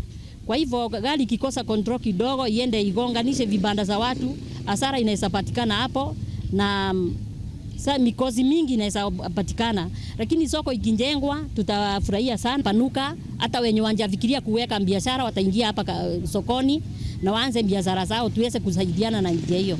The project is expected to transform lives of farmers and traders by providing a safe and well-organized business environment. Rajab Juma, KUTV. Thank you, Rajab. Now that brings us to the end of our news update this morning. Thank you so much for being part of that. Now coming up next is a discussion that I promised earlier. We are going to be talking about stocks investment and how well can you invest on your phone, how easy or hard it is, and how relevant is it. Is it for the poor, or is it for the wealthy, or is it for anyone? That discussion is coming up shortly, and our guest already in studio. That is CPA Martin Waweru, who is the founder and managing partner at Nitram Accountants. And of course, we're also joined by Doreen William, who is one of our own here right in Kenyatta University as an economics and finance student. Stay tuned for that discussion coming up shortly.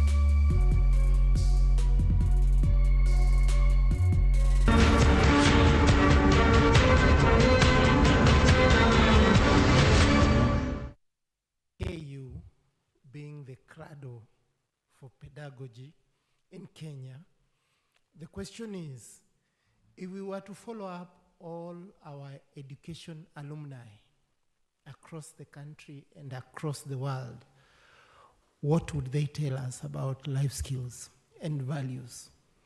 And we look forward to the research that will be done by the KU research chair, Professor Nyerere. We're looking forward to critical data evidence on what works and how it impacts our processes, not only as higher education, but the entire education spectrum. Congratulations. Thank you very much. Thank you very much, Director University Education, for those very brief remarks. Representing Kenya Institute of Curriculum Development, Ms. Beatrice Chule.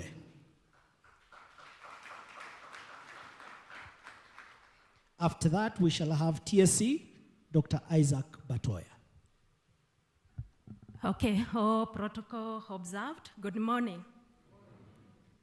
Yes, it's still morning. I'll just make brief comments. We are glad to be here as KICD with my colleagues. Maybe they can wave from wherever they are. Yes, and more so because we've been working with the Kenyatta University, with the Mizizi, in relation to value-based education. We've done a lot. As you've heard, values are key in our curriculum. And when we are in a place where we are all focusing on how the values are going to be nurtured in our learners, we are very glad. So we are together, we are working together. Thank you so much. Thank you very much. Maybe so that we also don't get tired of clapping, we'll just give them one clap, just one. Pap. Once again, pap. There we go. TSC, represented by Dr. Isaac Batoya, and thereafter, KISE, represented by Dr. Rebecca. All protocols observed, good morning. Thank you very much for giving me this opportunity to represent Teacher Service Commission. From Teacher Service Commission, you realize that the teachers is where the values and the life skills get to the society. A teacher is a very critical person in this forum, and you must also realize that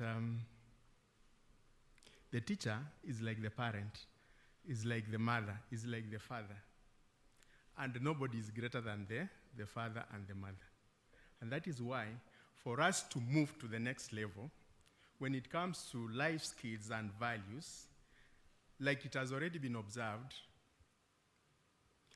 we are supposed to facilitate this teacher to be the person we want to transform this country. With Teacher Service Commission, we've been working with Mizizi for some times, and they have also inducted our team on research. And with me, I have 3 colleagues of mine. I just want them to stand so that they can wave so that we can see. You just stand up. You can wave. Those are our future researchers, and they are very key in research. You brought us a team to train them, and that is why they are here. And I'm assuring you, when it comes to Teacher Service Commission, we are going to have a very strong team that will transform issues of life skills and values in Africa. Thank you very much. One clap. Another one clap. Thank you very much. KISE, Kenya Institute of Special Education, Dr. Rebecca, who will be, Dr. Zipporah, sorry, who will be representing KISE, and they are followed by Kenya Comprehensive School Heads Association, Mr. Faud Ali. Thank you so much, riding on the previous protocols. Good morning. Yes, my name is Dr. Zipporah Katunga from Kenya Institute of Special Education. I'm glad to be here. Thank you, KU, for hosting this auspicious event. We are glad that you have recognized that there is need to have life skills and values in our society. We cannot make Kenya a better place when we forget these things. It is good that you've realized that we need people to come back to their senses. The direction the society is taking, in the near future, we will not have a country here. But I'm glad somebody has realized that life skills should be made a serious issue that people can sit to discuss. We are models. We are supposed to, as adults, we should model. But when you look at the people we are calling Gen Zs and the other young generation that is coming up, they are not likely to pick from us. For simple reasons, we have nothing to show. Maybe, maybe not. It is upon you now to make yourself a role model. It is good that they copy from the generation that we are existing in. As KISE, we are here for assessment. We do assessment. Do not assume that your child or even yourself, you're okay when you've not visited KISE. Do not assume we have hidden disabilities, emotional issues. You see somebody just slashing a sister, a father, what do you call that? That is a problem that is in the society. We are lacking the social skills and values. Why would one cut off the head of our father, their mother? And we've read in the news, every day we are receiving this. We could be having a society that's overwhelmed by emotional issues. We need assessment for such so that we can know what levels we are riding on. Therefore, come to KISE that we assess our kids so that we can know those hidden disabilities like learning difficulties. We have them. You are there pushing them to achieve, yet they have a challenge. Not necessarily that, maybe I make a correction. It is not 100% that we have need, yes, but some of us have hidden needs that we need to check on that. So on behalf of our director, Dr. Kiogora, we are grateful. We encourage research, continue on that field. Inclusion is the key. These people who have issues, they are part of the society, and therefore after assessment, inclusion now is made right because we are living as one society. I wish you well and thank you for the invite. We are glad. One clap, one clap, one clap. Kenya Comprehensive School Heads Association, Bwana Faud Ali, the national chairperson. Are you here? Okay. We shall go to the Mr. Simon Karaoke from the African Population and Health Research Center, representing African Population and Health Research Center. Mr. Simon Karaoke will be followed by Michael Chepkwonyi from ESA. Riding on the existing protocols, good morning everyone. I'm here to represent African Population and Health Research Center. Our boss is Dr. Moses Gwale, who at the moment is engaged in a workshop. Our program manager Lucy is also traveling, who will be arriving to the country later today, and Professor Marcela Mwaka also is engaged. But I'm joined by Kennedy Kamau. Kennedy, wave to the group. So thank you. So at APHRC, we are very keen on conducting research that transforms life. And as you can hear, that is very much related to the aspirations of the HERI program. And we are very motivated by evidence-informed decision-making because that's the only way we can be able to make impact. And the second thing is research strengthening. And it's also with any other which is related to strengthening, including the institution ecosystem, the universities. And therefore, in this initiative, we will be supporting with the strengthening of the research capacity in the universities and also working together with the universities to strengthen the research culture there. And the only update I would want to give concerning that is we've worked together with the universities to develop a research protocol which is undergoing scientific review and will be approved very soon. And then we can come back and start collecting data here. And once we get that data, then we will update our teaching modules because you heard in the morning, we don't want to use everything that is from outside so that we can actually address the specific needs that you are having within your institutions. So the second thing that we are very much interested in is on research leadership, and I believe in this case it's going to be education research leadership. And I think this is a step in the right direction, especially setting up the research chair position here at Kenyatta University. So many congratulations, Professor Nyerere, for that. And the only thing I would say on that aspect is you need to lead from the front. Everyone will actually be looking up to you. And as it was said in the morning, leverage on data. I agree it's very, very simple. The simple data that are actually emerging from the universities, make very good use of them to improve the learning, but also to provide solutions to existing needs. And the second thing is make sure you build a very good team. And once you build a team, research is a very engaging initiative, and it can be very emotionally draining for those who have been into it. Also look into how you can be able to support your team going forward.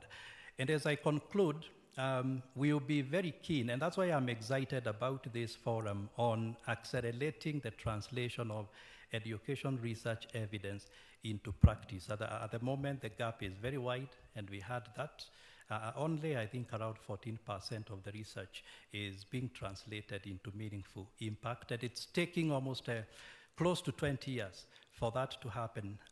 So under this HER initiative and working together with other partners, we'll also be working towards bringing all the education stakeholders together, especially those who consume evidence, so that they can interact with the researchers, and in the process then we'll see the translation happening. And we'll also be calling the universities and the education stakeholders so that we can come and develop some frameworks that are actually going to enable us to realize that goal. Otherwise, thank you very much, and we look forward to working with all of you. Thank you. Thank you very much, Mr. Simon Karaoke. We shall now call Mr. Michael Chepkwony.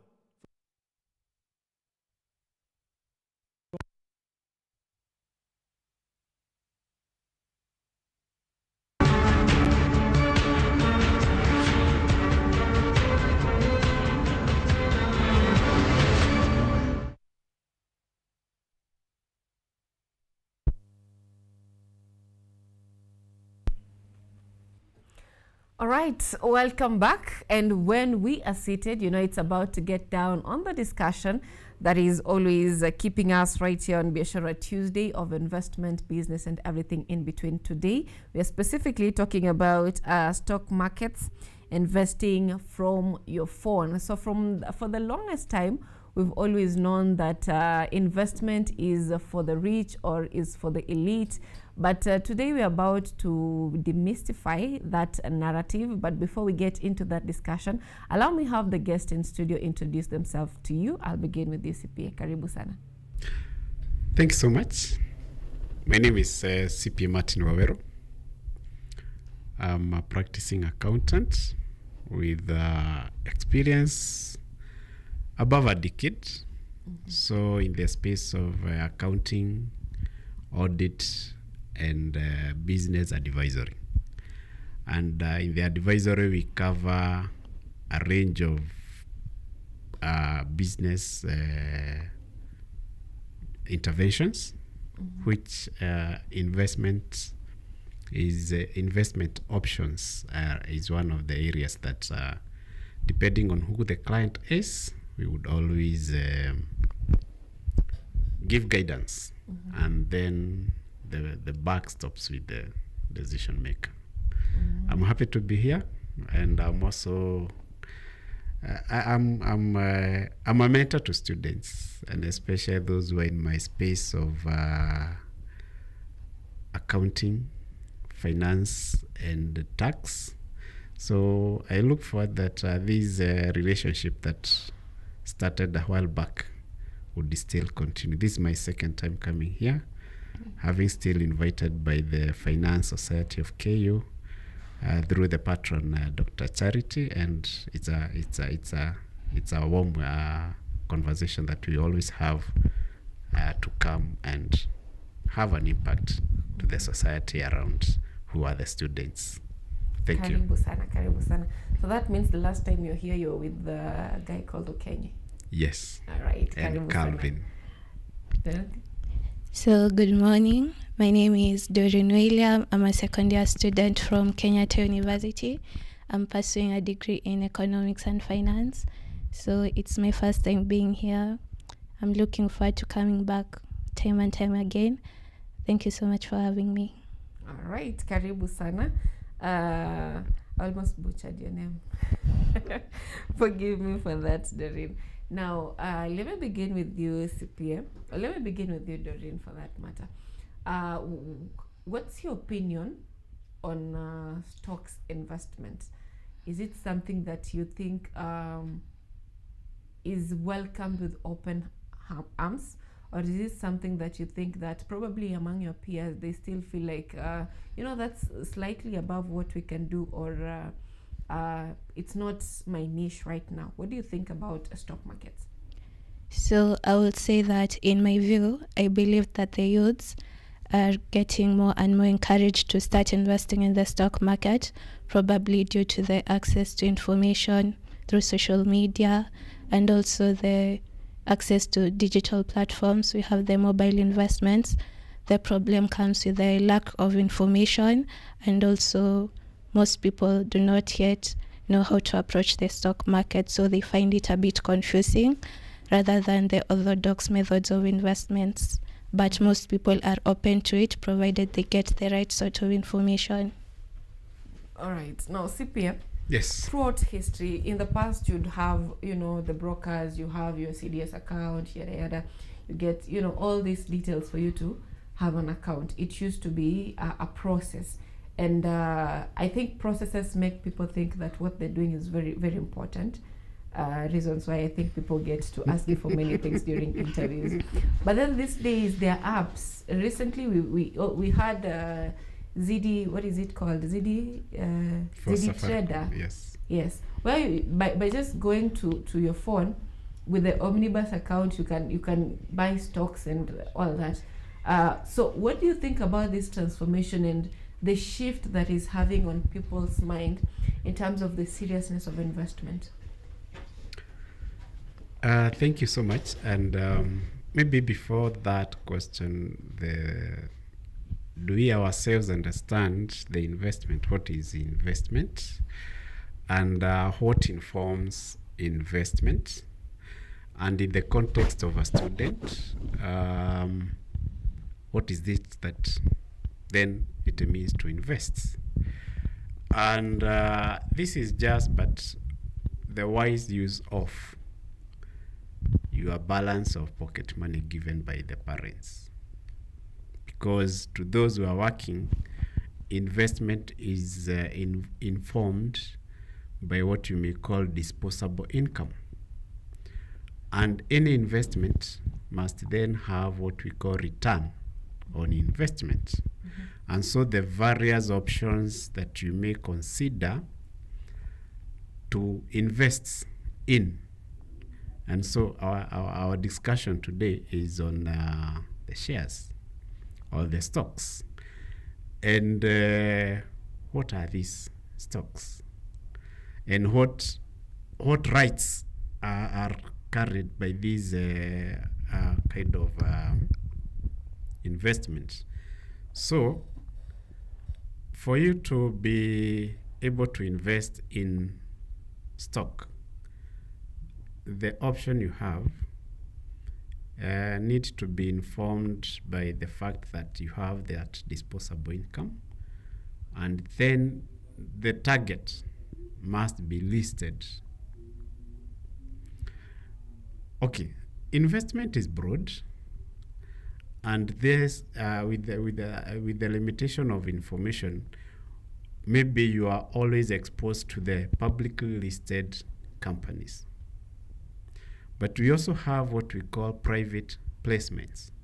Like yesterday, I saw, on Monday, I&M Bank have offered a private placement.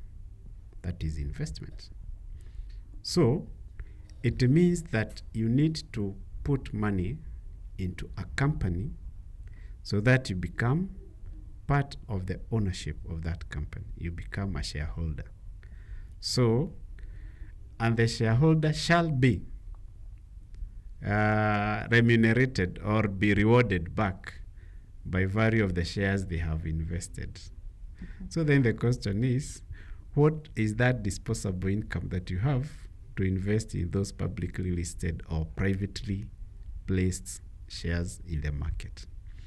So of course, that is where there is processes, procedures, and compliances that need to be adhered by the companies that are calling for funds, because then it's not in the fund of the companies to keep on adding more and more members or the shareholders. Remember, shareholders are the owners, and the bigger the number, they influence the decisions, and that is why then even in the management of the publicly listed companies, they will always have the management, and the shareholder shall be represented in the board. Mm-hmm. So the management, they will have that contractual obligation of agency relationship to manage. So you are investing, and the company is asking for your money so that they can be able to have liquidity to further the business they started then. Mm-hmm.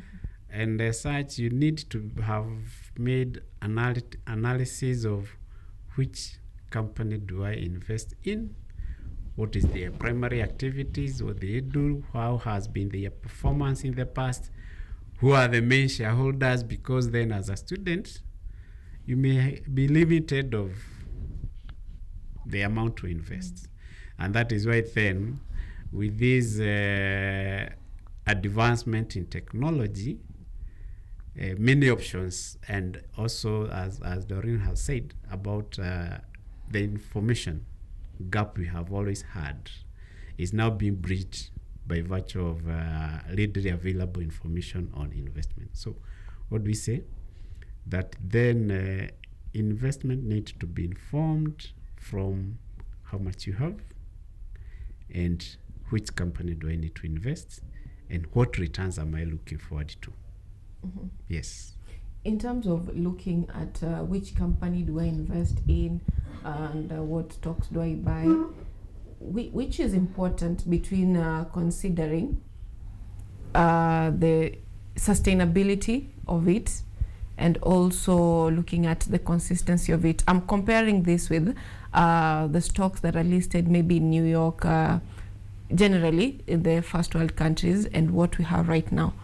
If I compare stability of it, you'd see that they have they're more steady than what we have here in the country. So what informs a good selection of a stocks to buy? Well, by the time you are taking the decision, you are making the decision to invest, you must be liquid ready. And as a student, you may not have the volume.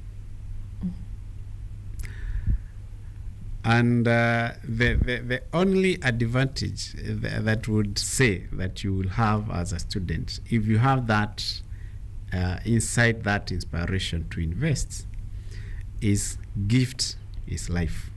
Mm-hmm. I don't know whether you know what that means. I'm trying to conceptualize that. Gift is life. It means you have, in fullness of time, mm-hmm. you have years ahead. So if you get the gift of life, that you'll see your future. Right now you are about 21, 22, they are about. Oh my, I look that young. Give or take, you are below 25. Add another 25 years or even 30 years to work, and you develop that habit to invest small. That consistency builds up. Mm-hmm. That consistency is what now will speak volumes. So you are not investing. Shares investment is long term. And long term, we are talking about 10 years, 15 years, 20 years, and ahead.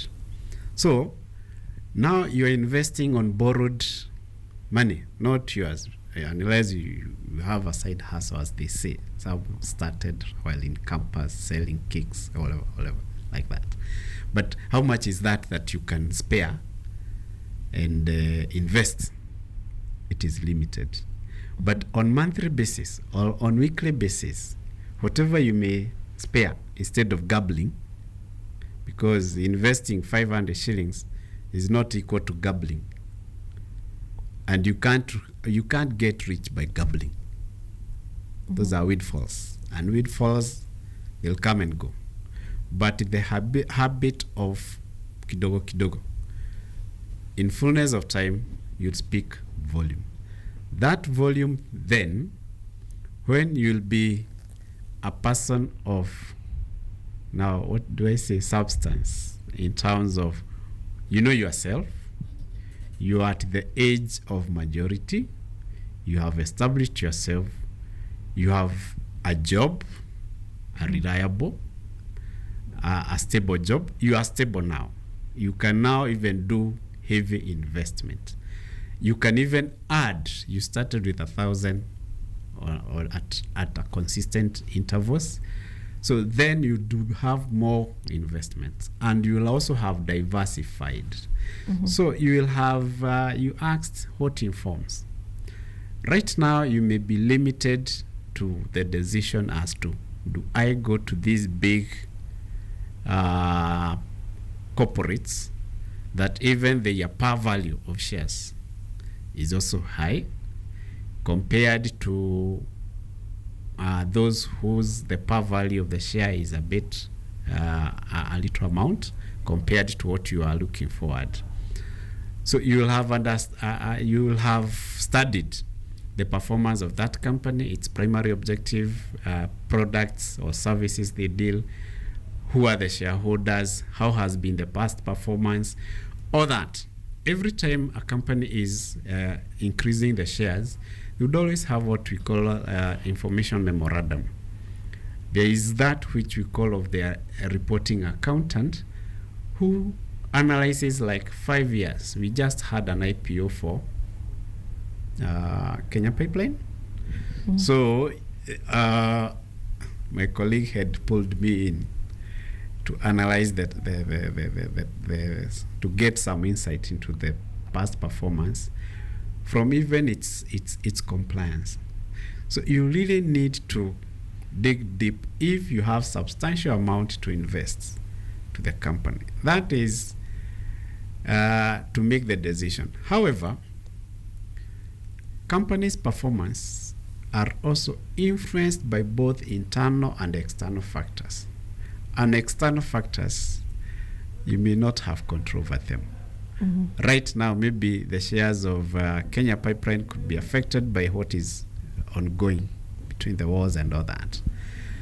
Internal factors is about now the stewardship of the people entrusted to manage the business and to ensure that the business performs well, positively, there's growth, and that growth informs the return on investment for the so-called the shareholders. So there's need to dig deeper to understand what you call know your client, know your customer. So know that company deeper, KYC. Do you take time to understand so that then you may then get options instead of now maybe going to publicly listed companies, buy shares. What other options do I have? Do I have money market funds? Do I have investment options? Even like buying shares in like a cooperative society circle? You may now be informed. And as you grow, then you become more wiser and more informed. The technology is also advancing. So information will be at your palm. So you'll be able to now make quick decision. Unlike the past where then we had quite long, lengthy procedures and processes to get to know what is happening.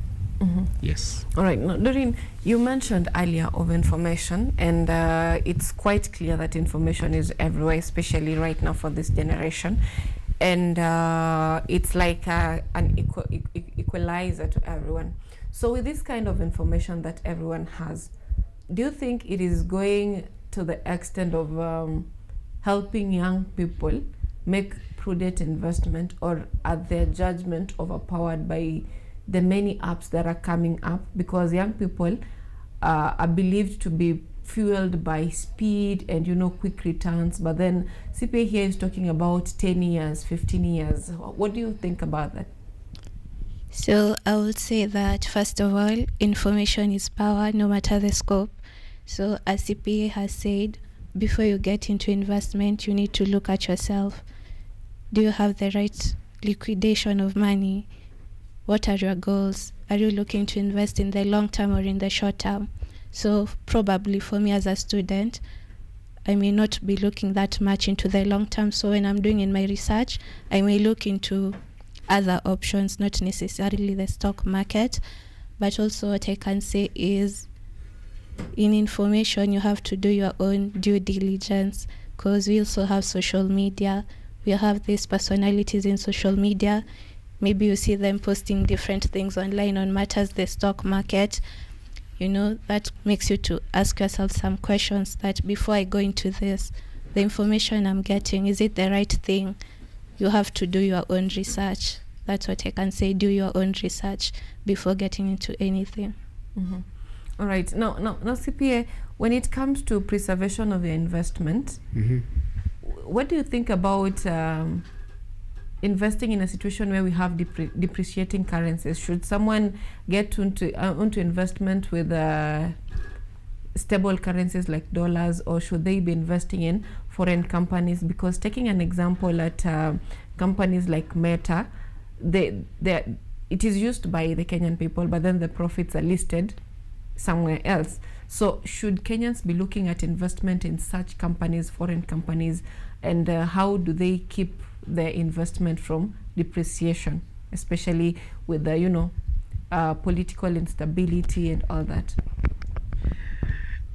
Have we moved from the student to the general public? Now, you see, I said, if we limit ourselves to the scope of the students, we want to look in the wisdom of what do I have, and how well can I use my disposable savings that I have. Then it means that I'll be limited in choices where to invest and the options, because that volume matters a lot. That volume is a determinant. Actually, when you look at that share offer of I&M, because it's in the public domain, it is a minimum of 500,000, I think so, in terms of 50s, or kitu kama hiyo. Meaning, if the minimum you need to invest is 500,000, does a student has that amount? But when you come now to our side, the working class, I can even do the mathematics of, I have accessible facility of this amount, accessing at this rate of interest. I can invest in this option with a return of this. I have done my mathematics, I'm good to go.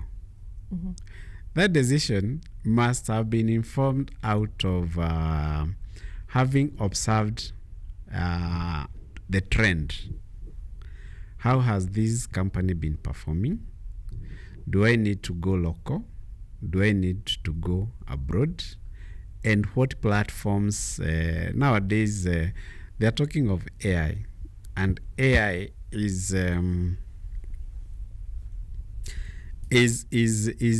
bringing in the element of assisting you. Okay. It's not eliminating per se, but it is enhancing quick learning, quick executions. That's the AI. So we still need to have the human element to make the very final decision. So that going out of country investment options or local will be informed by the disposable amount.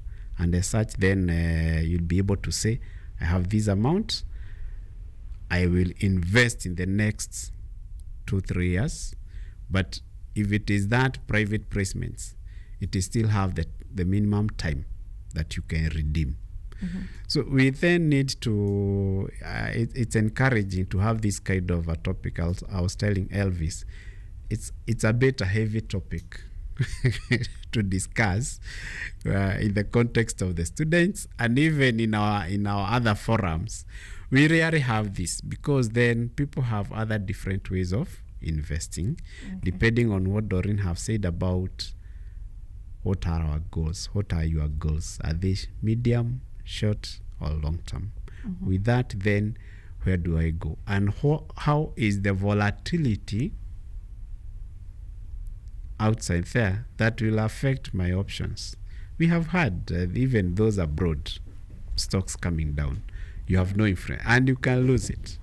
Now, the option to buy shares at the very low price and you have volume will work magic when that share rises. And that's what we talk about, the gain in the investment. Otherwise, how do you get the return on the shares? It's either one, increase in the value. You bought at 2 shillings. Now the share has risen to about 7 shillings or 10. So that difference is your gain. You can sell at that option. Or you wait for the dividends, the company to declare dividends as per your shares. All right. So if I get this straight, it just depends with how much you have, and this conversation is huge. So much to talk about, but allow us to conclude it at that, because my director is telling me that muda umetupa kisogo. But then there's a lot to talk about. I hope I get to hear from you again, and especially with the discussions on the geopolitical aspect of it with different regions and all that. But for now, I'd like us to end it at that. Allow me to end it at that for that matter.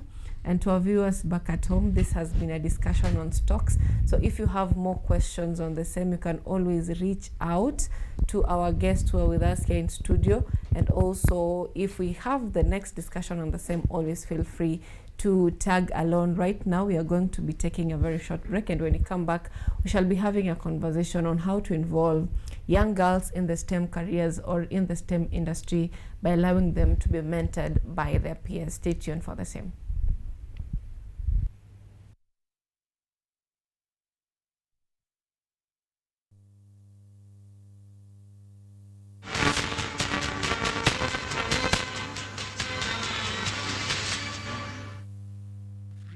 Innovation and outreach.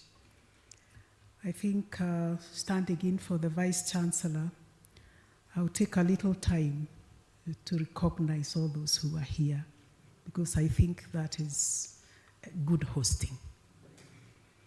I want to acknowledge our chief guest, Professor Mike Kuria, the Chief Executive Officer, Commission for University Education, our regulator. I also want to acknowledge Professor Daniel Mugendi, the Vice Chancellor, Embu University, and also the Chair of the Vice Chancellor's committees. I want to acknowledge Dr. Kennedy, Professor Kennedy Getange, the Acting Registrar Academic representing the Vice Chancellor, Kisii University, one of our partners. I also want to recognize Dr. John Mogo, the Chief Executive Officer, Mizizi Elim Africa. I do also want to recognize our ministry. I don't see Mr. Darius Mugaka. Oh, yes, how are you, Darius? Yeah, he is representing the ministry, our parent ministry, and he's the director, University Education. I also do want to recognize Dr. Mary Goretti,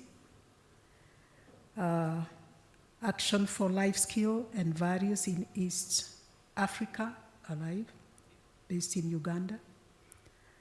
And we also want to recognize Mr. Sam Mugacha, Imaginable Futures. I like that.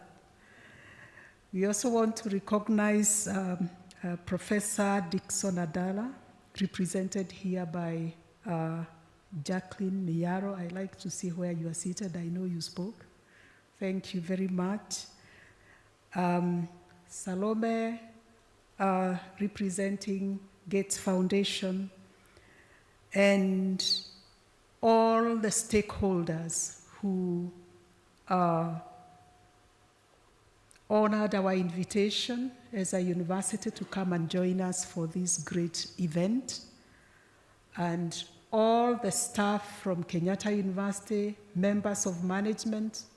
I would like all staff from Kenyatta University to stand. Thank you very much. Of course, Abuso was here. The representative of the dean was here. The UNESCO chair is here, and the entire team. I think most of you are from the School of Education, and we really appreciate all of you because it is the staff that make what the university is able to achieve. Before I proceed, I would like to give two of my colleagues a few of my minutes. We will start with the representative of Professor of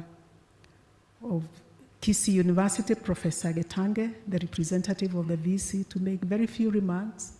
And then after that, I'll request Professor Daniel Mugendi to also come and make a few remarks. These universities have already launched their hairy UNESCO chair, and so they are key partners in this. And so I would like them to come and make a few remarks before I proceed. Thank you very much. And it is not very good to stand when you are speaking, but I know you are disciplined, so I'll go back to my seat.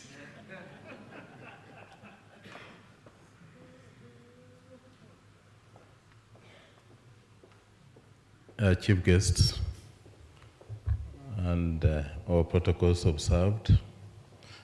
First and foremost, I would like to bring you greetings and message of goodwill from the Vice Chancellor, Kisii University, who sent me to represent him here since there was a function which he was holding and he was not able to make it. I think we are the ones who launched the second after Embu. We launched this chair, and I'd like to mention this, that I'm a Vice Chancellor, I'm an alumnus of this university of 2013. And Dr. Jacqueline, I think, was just ahead of me in the same department, and I'd like to congratulate her for being the chair of this great endeavor.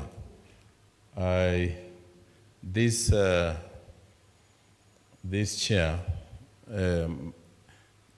covers a very important aspect of education, and as already been mentioned, that research in this revolving around this area will really have a great impact on the teacher and the learner, because sometimes we dwell on theory and just content, not looking at the life skills and the values which are involved in education.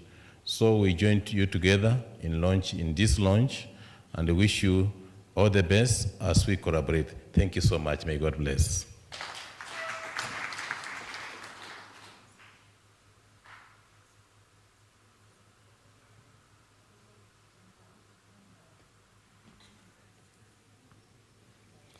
Good afternoon. Yeah,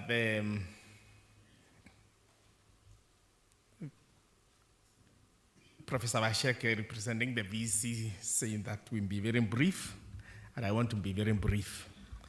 My name is Professor Daniel Mugendi. I'm the Vice Chancellor, University of Embu. I'm also the chair of the Vice Chancellor's Forum for Public Universities. And I want to say that I'm very pleased to be here, to be back home. It looks like all of us have one thing or the other about Kenyatta University. Yes, this is my home. I was here for many years, rising to the position of the DVC in charge of finance, planning, and development. And this is where I got all the training to be able to do what I'm doing now and what I've been doing for the last 15 years. So I'm very happy to be back home, Kenyatta University. And I'm very happy that we are doing what we are doing here today. As you've learned, currently we have 3 research chairs. One is in our university that is looking at education research. The other one is at Kisii University looking at languages. And now finally we are launching this one here at KU that will be looking at values. And for me, I'm very, very excited at what is happening, especially in this area and sphere of research in higher education institutions. And I don't want to repeat what my colleagues have said, why we are doing this kind of research and why we are setting the agenda the way we've done it, because we want to be the drivers in what we do in our country. And this really excites me. So I want to congratulate Kenyatta University, and that's why I have come to be part of this memorable occasion, to be able to launch this chair and to think of future possibilities together. I see the research ecosystem changing in this country because of what we are doing currently. And with the support of people that are making policies, especially our PSAs, our CS, I'm sure we'll be able to change so that then we can approach research in this country differently. One of the things that the government has pledged is that they are going to increase funding in research. And we want to see this happening coming financial year. So again, for many of us in that space, we are very, very excited. So thank you very much. We are here to congratulate Kenyatta University. Thank you, and God bless you. Thank you.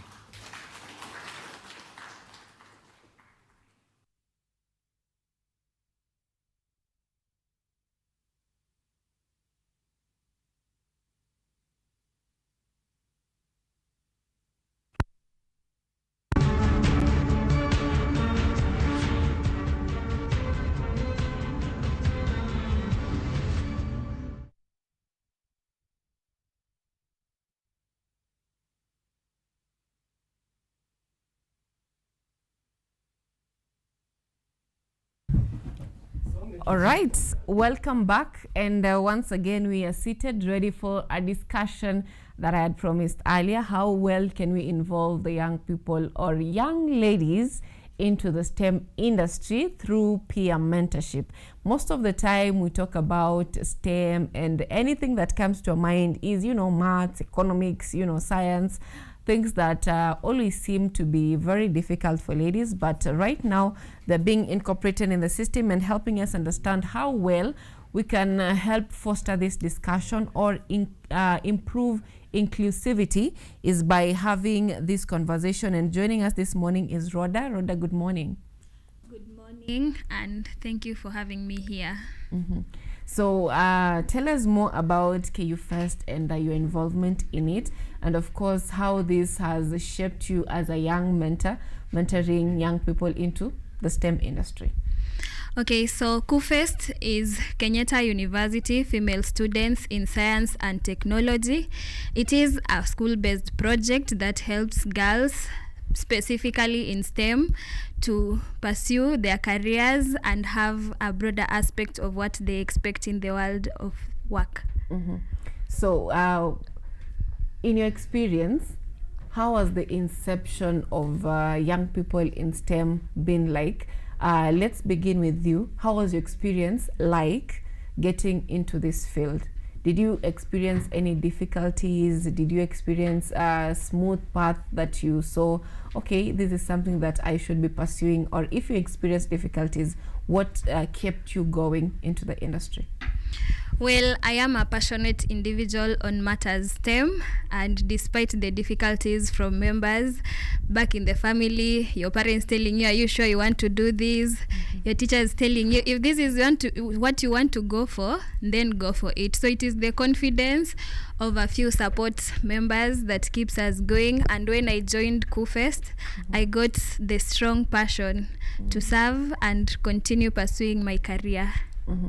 All right, I hear that because when I was also finishing my Form 4, I used to tell my dad that I wanted to do electrical engineering, and the only thing that it could tell me that one day you'll be someone's wife, utakuwa unapanda posts za stima as someone's wife, and that discouraged me from doing the same. So what are you doing differently to encourage the young people to get into it despite the discouragement? So what different are you doing? Well, I am taking a course, Bachelor of Science in Health Records and Information Management, and the stereotypes in it is a course of just filing records. So everyone back in the community was like, why are you wasting your grade? You can do a better course. But due to the passion in technology, and health records is a field that is advancing more in digitization, it is what that keeps me going, because in future the field is technology. Yeah. All right, so in KU First, what exactly do you do in the club, especially when it comes to mentorship? What exactly happens? Well, KUFEST does a lot of activities, and for mentorship we have the peer mentorship, we have the in-house mentorship, and then we also go out and empower other students. So recently we've done mentorship to the young girls in grade 8 and 9 across schools in Nairobi and Kirinyaga County. It was a great experience where we talked to the girls and advised them on the courses they can do and the pathways, because most of them are not aware of some of the courses we do here at university level. They only know the basics. I want to be a doctor, I want to be a teacher, I want to be a lawyer. But we have a lot of courses in STEM that they can major on. So why not their teachers? Why not their parents? Why peers? It is good when you hear someone like you is doing something, so it creates a lot of impact, unlike when they get it from elder people.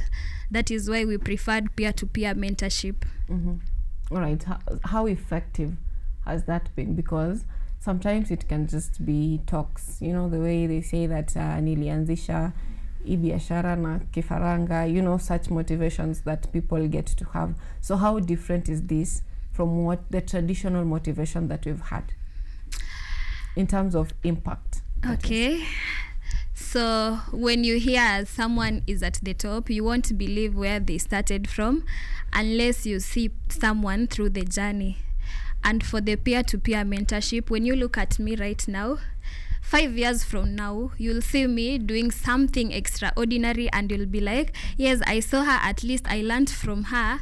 Now that is the impact that is being given to the students. When they get it from someone who is a student like them, they encourage themselves, they can also be there.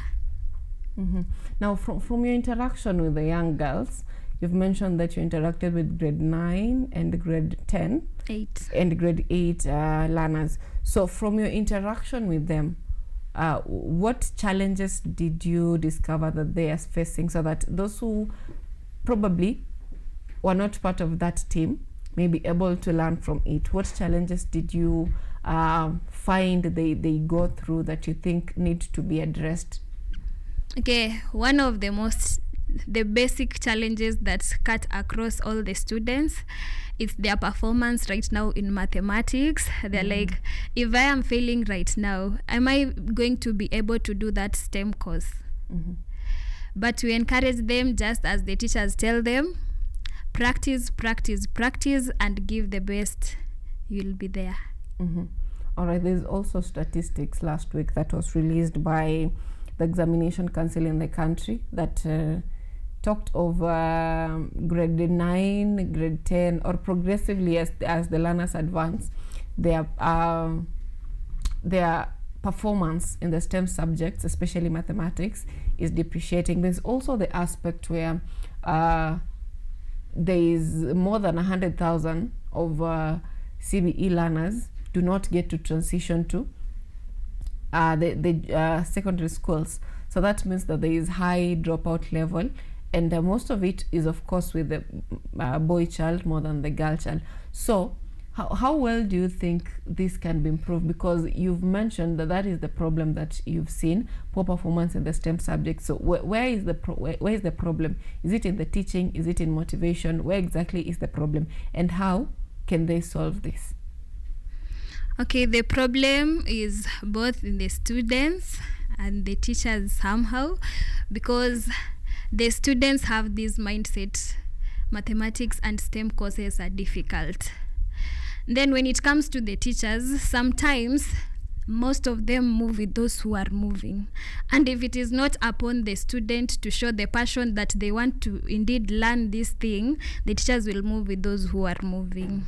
And then for the number of dropout cases, being specifically for the boys, one of us asked us if we are going to empower the girl child.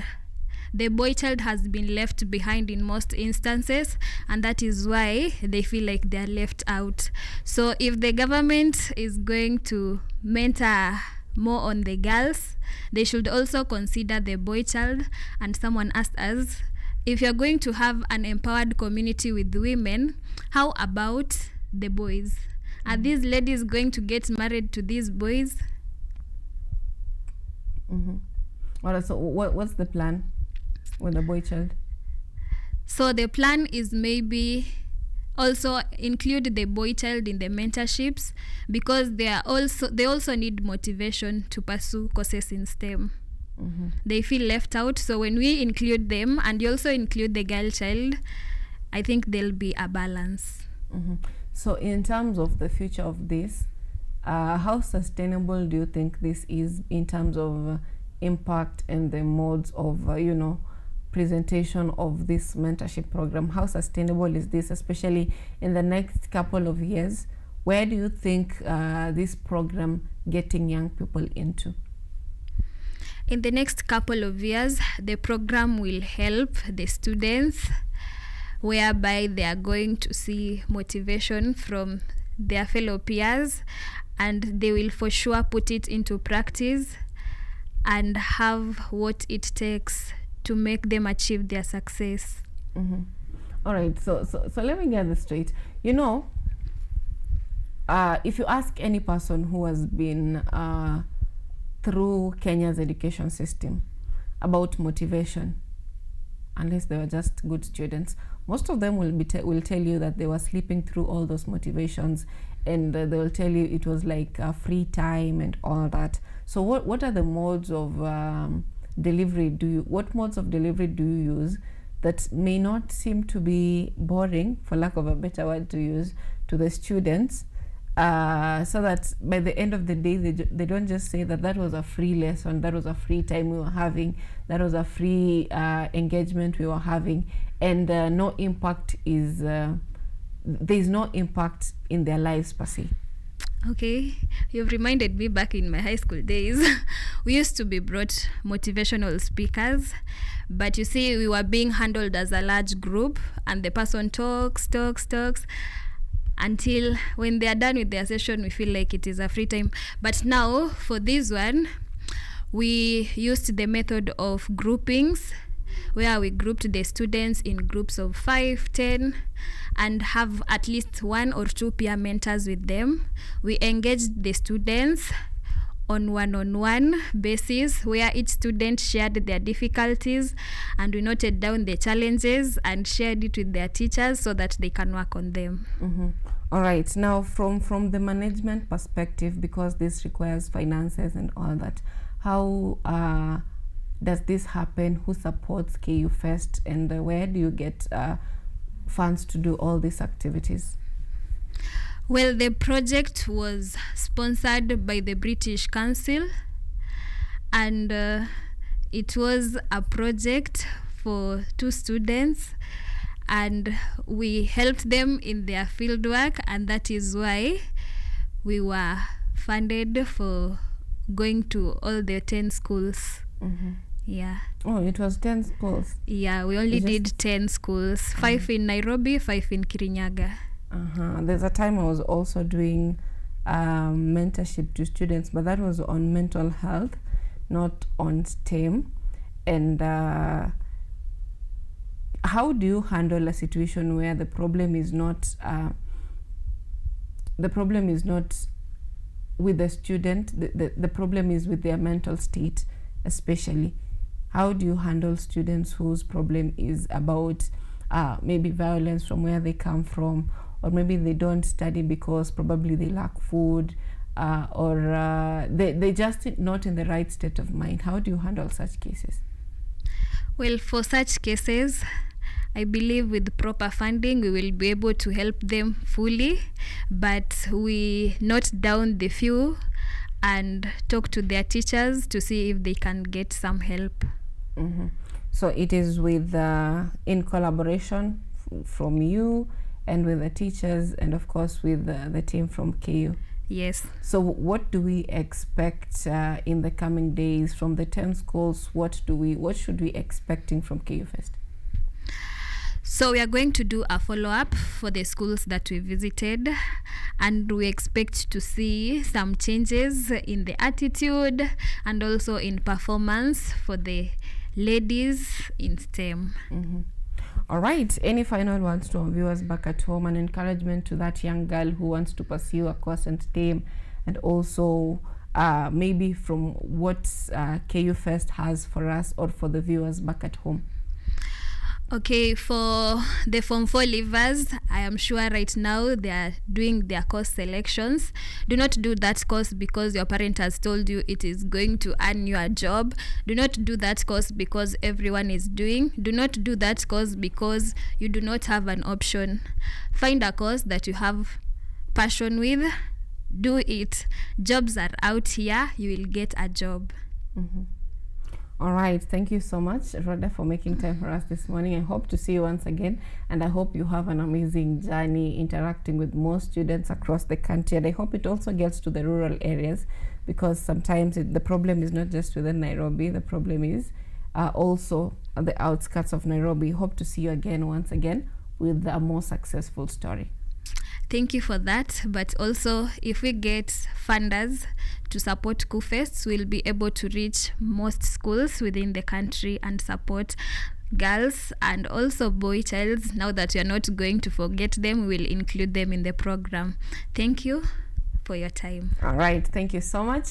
And that brings us to the end of that conversations. Stay tuned for more discussions that are right here on KUTV's Biashara Tuesday.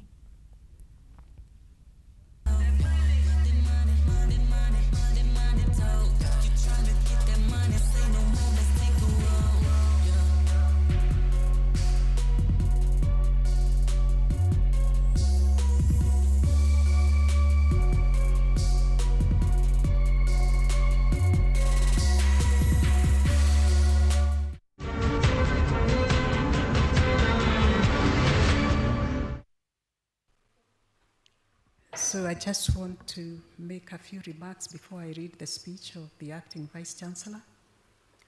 First of all, I want to say from the bottom of my heart that establishment of a research chair in life skills and values, that is something like we would have done when this university started, because that is where it all begins and ends. And I'm sure you all agree with me, isn't it? So I want therefore to congratulate the team that conceptualized this, incubated it, and finally it is being birthed. And it has been launched in 2 universities, and I am told there are other research chairs that are going to be launched in the near future, within the next 5 years. So congratulations, Professor Nyerere and your team. We're really very, very proud of you, and we are happy. And from where I sit as a woman, I'm also very, very excited that you are doing this great thing. Can all the women in the room say something? Thank you very, very much. The second thing I would like to say, I've listened very, very keenly to the speakers who have been here.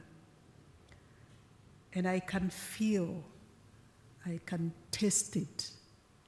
A lot is expected from Kenyatta University. A lot. And I'm glad the faculty is here to support the chair. The management is here to support, to make sure that this succeeds. Number 3, in this university, we are privileged to hold or to host 2 UNESCO chairs. One of the UNESCO chair is UNESCO Chair for Higher Education Development for a Green Economy and Sustainability. In short, we call it HEDGES.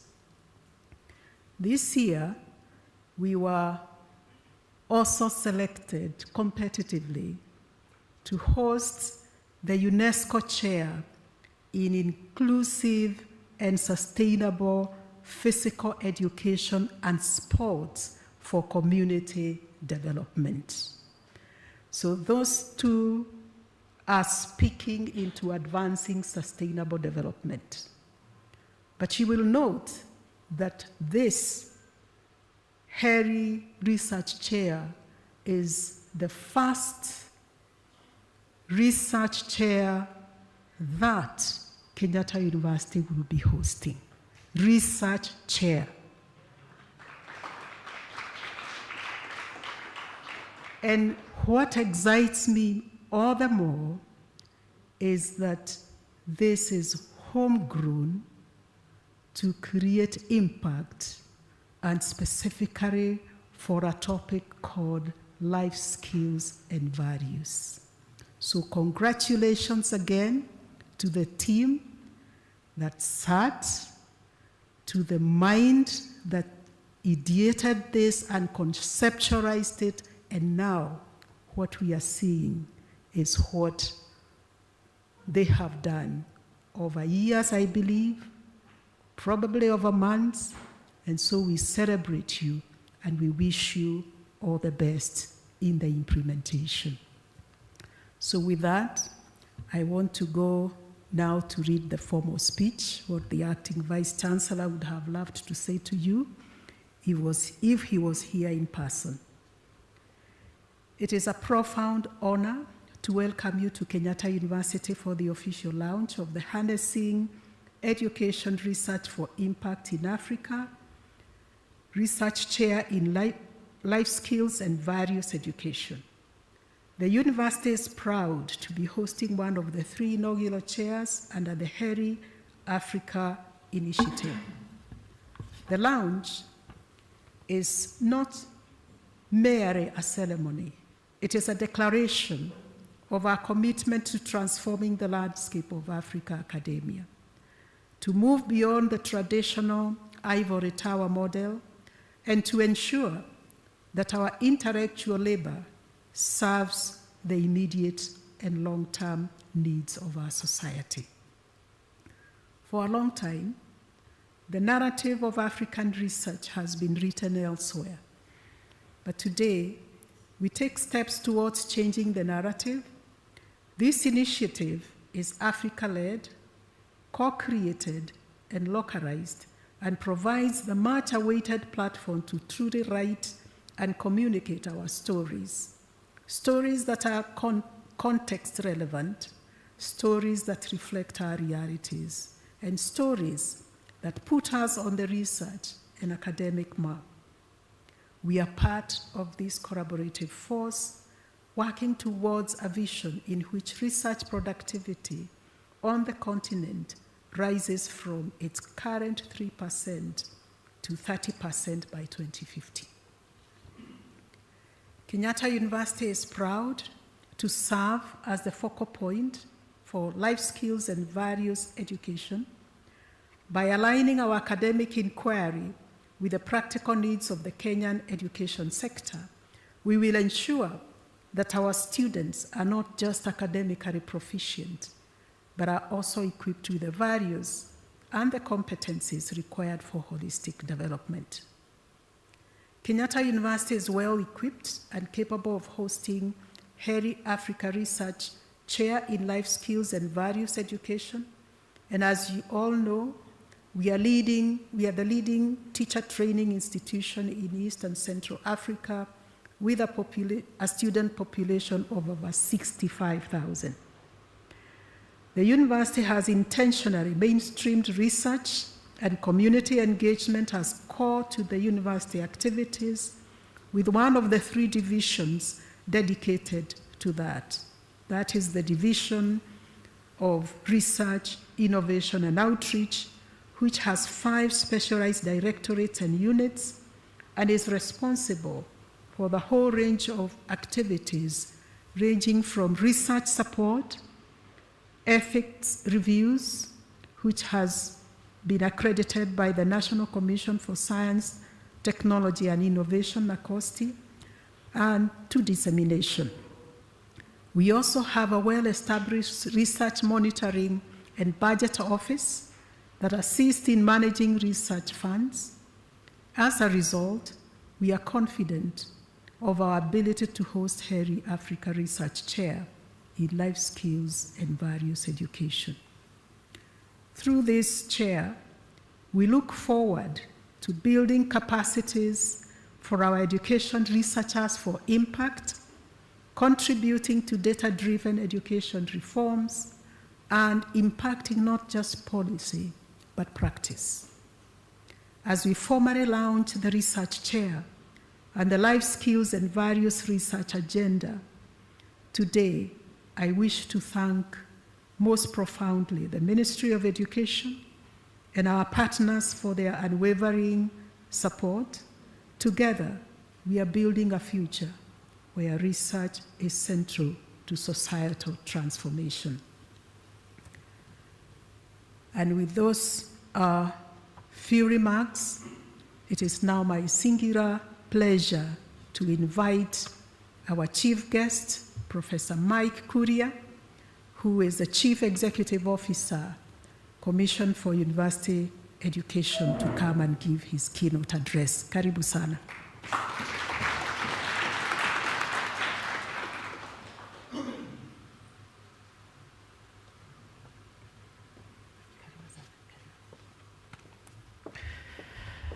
Thank you very much, Professor Washeke, for inviting me and for allowing me to say a few things before we launch the center. There are a few words that usually scare me. One of that is chief. And unfortunately, this morning I have both. But I want to say that there are a few times when I feel really comfortable, especially in front of a big audience. But some of those times when I feel really comfortable is when we are doing things like this. Why? Because these are the kind of things that are truly transformative, that touch lives, that make an impact in people's lives. And I believe that ceremonies are good, and those of us who are in high positions, we are in ceremonies very many times.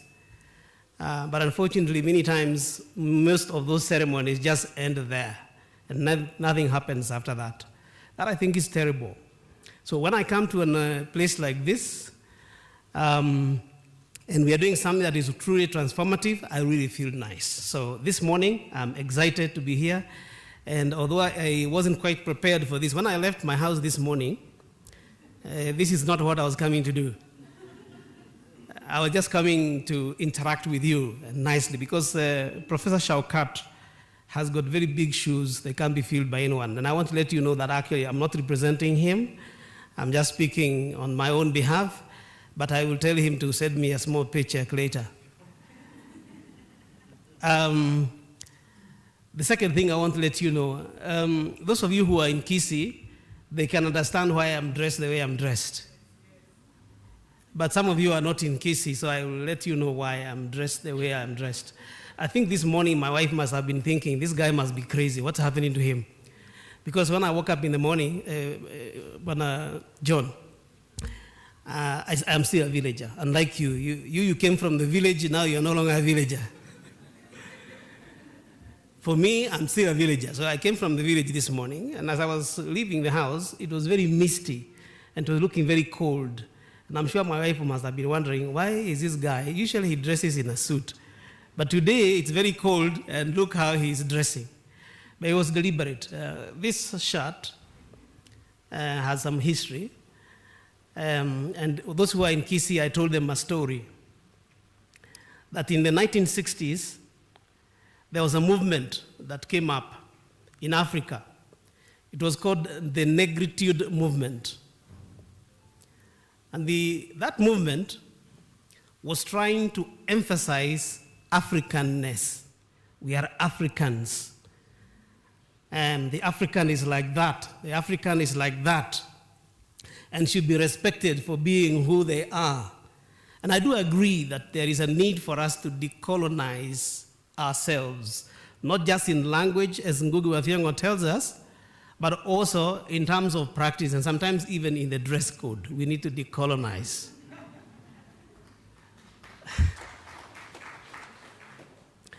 But that movement, in that argument, continued growing. And in 1960, in Kampala, Uganda, there was a gentleman called Wole Soyinka. Wole Soyinka, as you know, some of you might know, he's a Nobel Peace Laureate in literature. And he went and found these guys talking about negritude, and he told them, you guys, I have never had a tiger telling people that it's a tiger. All it does, it pounces. And when it pounces, you know that it is a tiger.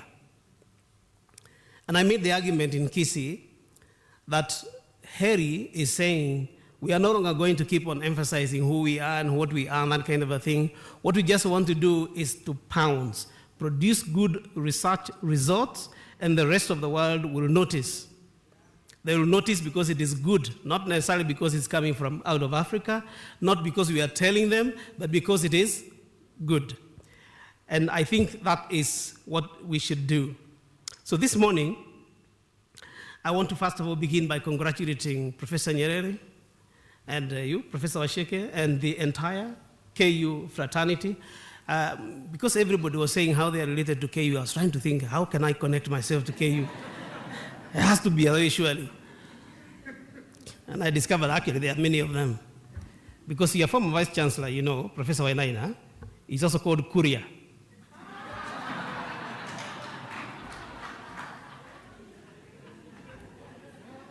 But he also taught me many years ago. And I think Prof will remember, I sent you a picture that I took with Professor Wainaina somewhere on the shores of Lake Victoria. And I think both of us were looking like villagers. Things have happened since then. But more importantly, and in connection with what is happening this morning, is that Professor Wainaina taught many of us. And we came to visit him one time here, actually, many of us who were his former students. We came to visit him here in the office. Why? He left an impact in our lives. The first class that he taught us, and I wrote that in a piece that I gave to Prof here. The first class that he taught us, he just came in and said, you know, he used to speak very softly. He said, how do you know that it is raining outside? And then he took us through the process. You say, we can see it's raining. And then he would tell us, but do you always trust your eyes? Are there times when your eyes tell you it's something and then it turns out it was not the one? Yes. So we realize we have to trust more than our eyes. We cannot rely on eyes for knowledge. Then we said, but look, we can even feel the rain. If you go out there, you can feel the rain. And he said, but do you always trust everything that you feel? Are there some times when you have been in a situation, make it like a dream, for example, and you think you're being rained on, and then you wake up and there was no rain? And yet you believed all those things. The point I'm making, ladies and gentlemen, is that Professor Wainaina left us thinking about life and thinking about how we know and knowledge and truth, and we have remembered it these many years since we left university. And the way I see it, this center, Prof. Nyerere. For a very long time, academic curricula in Africa have been guided by research findings from outside the continent. However, scholars and researchers from Africa now want to change this trend. And those would be some of the things that hairy Africa research chairs would be doing. The researchers are now pushing a resolution to transform the landscape of education research in Africa, evidently during the launch of the research chair in life skills and values education at Kenyatta University. Professor Jacqueline Nyerere. Professor Nyerere brings not only expertise but vision. The Chief Executive Officer of the Commission for University Education, Professor Mike Kuria, emphasized the need for Africa to generate its own solutions, calling on researchers in the country to intensify education research to help the Commission shape policy that will guide education curricula. And one of the responsibilities we have been given by government is to advise the Cabinet Secretary on matters of education. I listened to the Vice Chancellor's speech, and he said, you want data-driven decision-making. I want to suggest that we need data so that we can write good policies that we give to the Cabinet Secretary of Education, that we give to the government. We need data, and that data needs to come from research. And I want to suggest that we need to work very closely with the universities, with the centers that are being created in the various places, so that that data can come to us. We can work on that data, translate that data into policies. Those policies get translated into action on the ground, and in my view, that translates into transformation of society. Kenyatta University Deputy Vice Chancellor Professor Washeke Wanjohi, representing Acting Vice Chancellor Professor John Okumu, commended Kenyatta University's efforts in advancing research, highlighting how the institution has contributed to the growth of research in the country and across Africa. Kenyatta University is proud to serve as the focal point for life skills and values education by aligning our academic inquiry with the practical needs of the Kenyan education sector.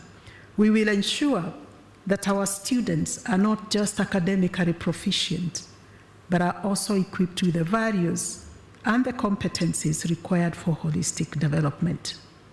The newly appointed research chair in life skill and value education at Kenyatta University, Professor Jacqueline Nyerere, emphasized the need for research findings to be integrated into school curricula through collaboration among stakeholders in the education sector. It's our responsibility to bring out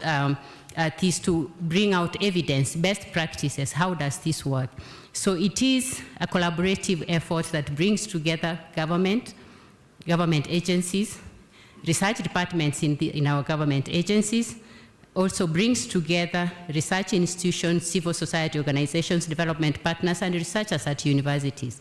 And it is a responsibility that we have then to bring this to light. If we all agree that these skills are important, and we have these skills and values in our curriculum, then what next? So when the question comes up, how do we teach? How do we nurture them? Even as researchers push to strengthen research in Kenya and across Africa, the sector continues to face funding challenges. As of now, Kenya has yet to meet its commitment to allocate 2% of its gross domestic product GDP to research. Nonetheless, Heri Africa aims to increase research output in Africa from 3% to 30% by the year 2050, with projections of research fundings reaching approximately $100 million by 2050. Hassan Lewa, KUTV.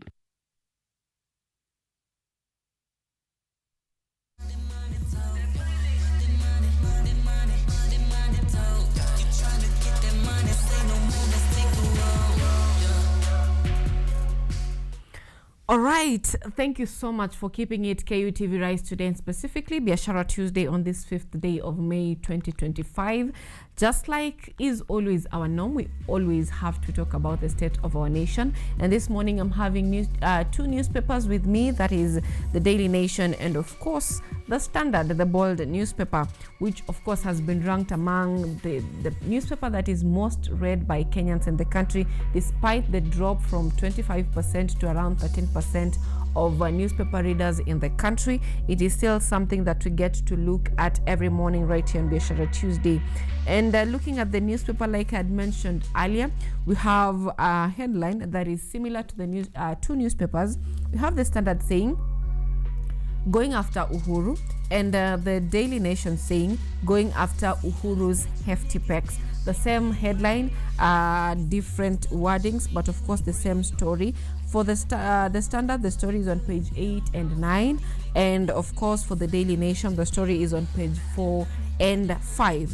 Now, this story has angered by, according to the Daily Nation, they're saying angered by former President Uhuru Kenyatta's dabbling in politics, including criticism of President Ruto. The ruling coalition's leaders have revived the campaign to block his state-funded benefits, reigniting a feud between rival political camps. Now, this is what the members of parliament want to cut off. Of course, this is led by Nandi Senator, that is Samson Cherargei, who has filed a motion at the Senate seeking a review of Uhuru's benefits.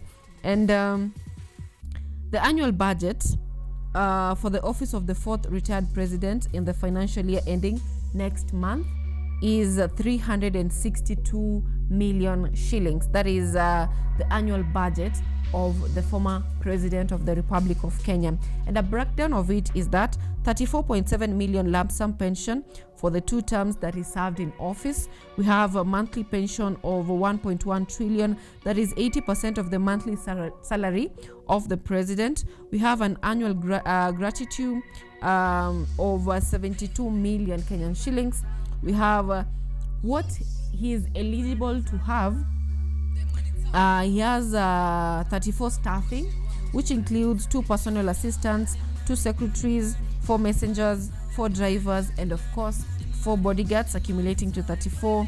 He has 4 cars, where that is 2 limousines and 2 sports utility vehicles, which are replaced every 4 years, and engine capacity of at least 3,000 cc and not exceeding 4,000 cc.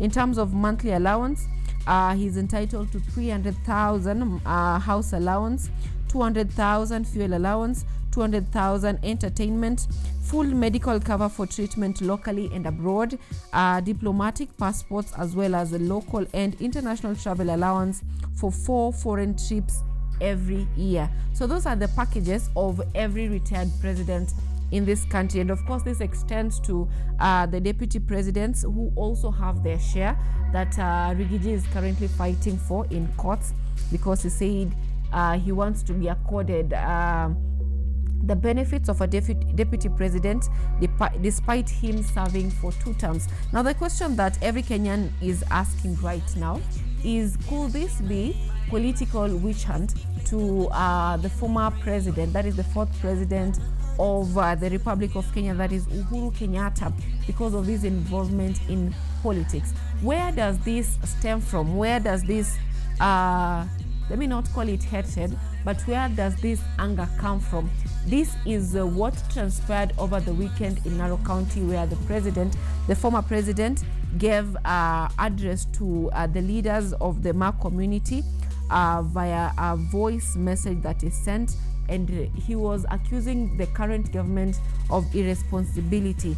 That is a conversation that has sparked this outrage in the country. Jubilee members, or the opposition members, are faulting the government of using its mandate or its power to intimidate the former president. And of course, we had the opposition leader, that is Rigathi Gachagua, saying that even if that is cut short, the president or Uhuru Kenyatta can still manage his affairs. That is, we've mentioned that he has a total of 362 million allocated on the budget. The Standard, on the other hand, are talking of never before in this country, in the history of the country, as a former president faced intimidation and harassment by the regime in power. Under President William Ruto's administration, retired President Kenyatta has never had peace since he handed over power. Ruto's government continues to vilify and disrespect him, with the latest incident being a move to strip Uhuru of his constitutional pecs through a bill sponsored by Nandi Senator Samson Cherargei, another of Ruto's sycophants. This mistreatment of the only surviving former head of state sets a bad precedent. So my question is, the current president, that is not Uhuru Kenyatta, that is William Ruto, if he gets out of office, he has a party he's leading, that is the UDA party. Will he also be leaving politics entirely, having the 6 months period to transfer all party leadership and political duties that he has to the next person? Or will he also be faced with the same predicament that is befalling former President Uhuru Kenyatta, of him being ripped off the presidential benefits? So that is a question that we are asking this morning right here on the broadcast. And a different story away from politics is Oburu's ODM faction seeks to heal the rift in new power play. This is now ODM politics. And the opposition has, for the longest time, accused the president of interfering with ODM politics or using divide and rule tactics. Right now, we have the Linda Mwananchi and the Linda Ground factions, which are saying that they need to be working together. But what was significant on this event that happened in Mombasa, that is the retreat, is the absence of the party leader Oburu Odinga, which has raised a number of questions. But still, through a message that was sent, that he sent, it says that the party is still united, and the appearance of cabinet secretaries who are currently in government to the retreat was a sign that the party is united, despite several speculation, including of Ombetsa Oparanya having declared that the people from the Lake region also wanataka power. So it's something that we should be looking out for with the ODM politics, if they still be having their bargaining power as we head towards the 2027 elections. And just so you know, it won't be a miracle if Sifuna gets another position of deputy president or something better than the secretary general of ODM party in the coming days, because it is a force that ODM needs to leverage. Remember, Baba always had an exit strategy. So could Sifuna be ODM's exit strategy? Because like Cherargei said, if we were able to get the deputy president out of office, then there's definitely nothing that is too difficult for us. And it is in this show that last year we had different, the Standard is calling them UDA sycophants, who were saying that hata kama kura hazitaja, tutazijaza. So it is a time to look out for the strength of ODM party. Will they survive this, or will it be something else? On the Daily Nation, we also have something that you should also look out for on the paper. 2 weeks ago, or was it 1 week ago, we had Blue Smile Hassan right here on the show complaining of how a comrade is living with Nyanya ya 350. And that story is now highlighted on the Daily Nation, that is on page 3. They're talking of, it's a question, food for the rich. That is a question they're asking, and they're saying that rising prices keep tomatoes out of most Kenyans rich. And according to the 2026 economic survey, the average retail price has remained relatively high from last year. And I asked one of the farmers, or one of the vendors, not the farmers, who are selling tomatoes, and he said that it's not like tomatoes is not in the country. It's not like we are having tomatoes shortage in the country. The problem is that last year, when the farmers were farming their tomatoes, as they brought it to the market, the bodies that they were bringing their tomatoes through as they get to the market exploited them.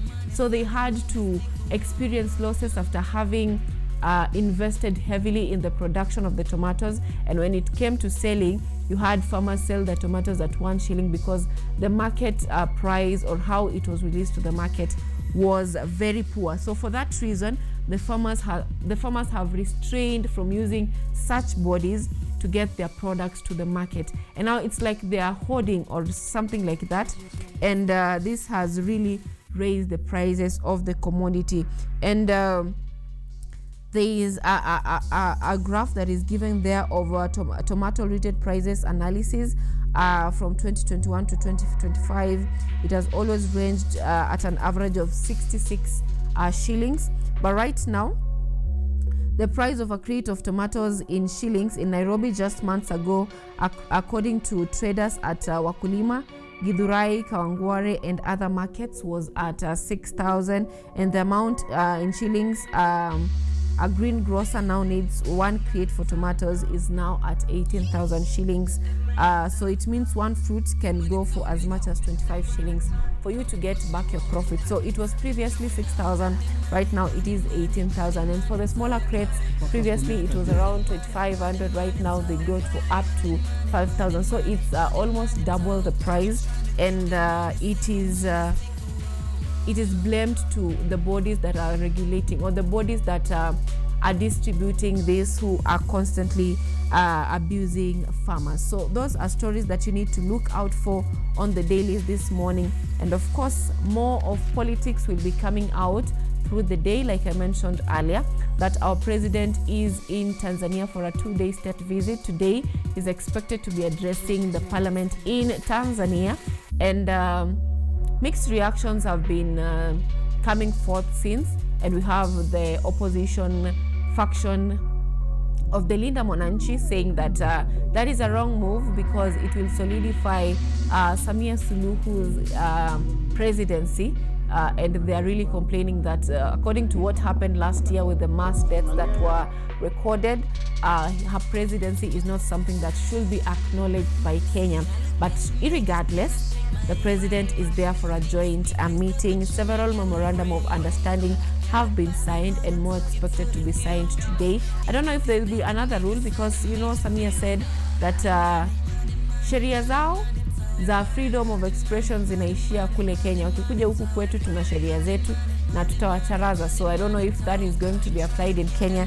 Remember, in Kenya for hours is wapige risasi za mguu. So I don't know how that is going to turn out, but stay tuned for more updates on the same. And of course, in the political side of it, expect more to be coming up in the coming days. This has been Biashara Tuesday. Allow me read a few comments right here from those who are engaging with us online. We have Kelvin Nyaguoka saying wonderful Tuesday morning, but not for the political world. Tune in to Biashara Tuesday, ready to get informed on what's happening around the country. KUTV, we have Maurice saying locked in the show mpaka last here in Ruiru, loving the show. Thank you so much. We have Peter saying what a lovely morning to watch live what is going on in our loving country when it comes to business, politics and weather. Thank you so much. We have Julia saying thanks for the news updates this Tuesday. You're welcome. We have Charity saying if only we got this free information when younger. CPM Martin emphasizing the route to financial freedom. That was an earlier discussion that we had on the launch. And we have the HL Podcast 1 saying watching live from Kawa West for MCA Ojuang Mariam. Thank you so much to our online audience who have been with us since we began this show 7 a.m. until right now. My name is Anyango Sylvia. Until next time, it's bye from us.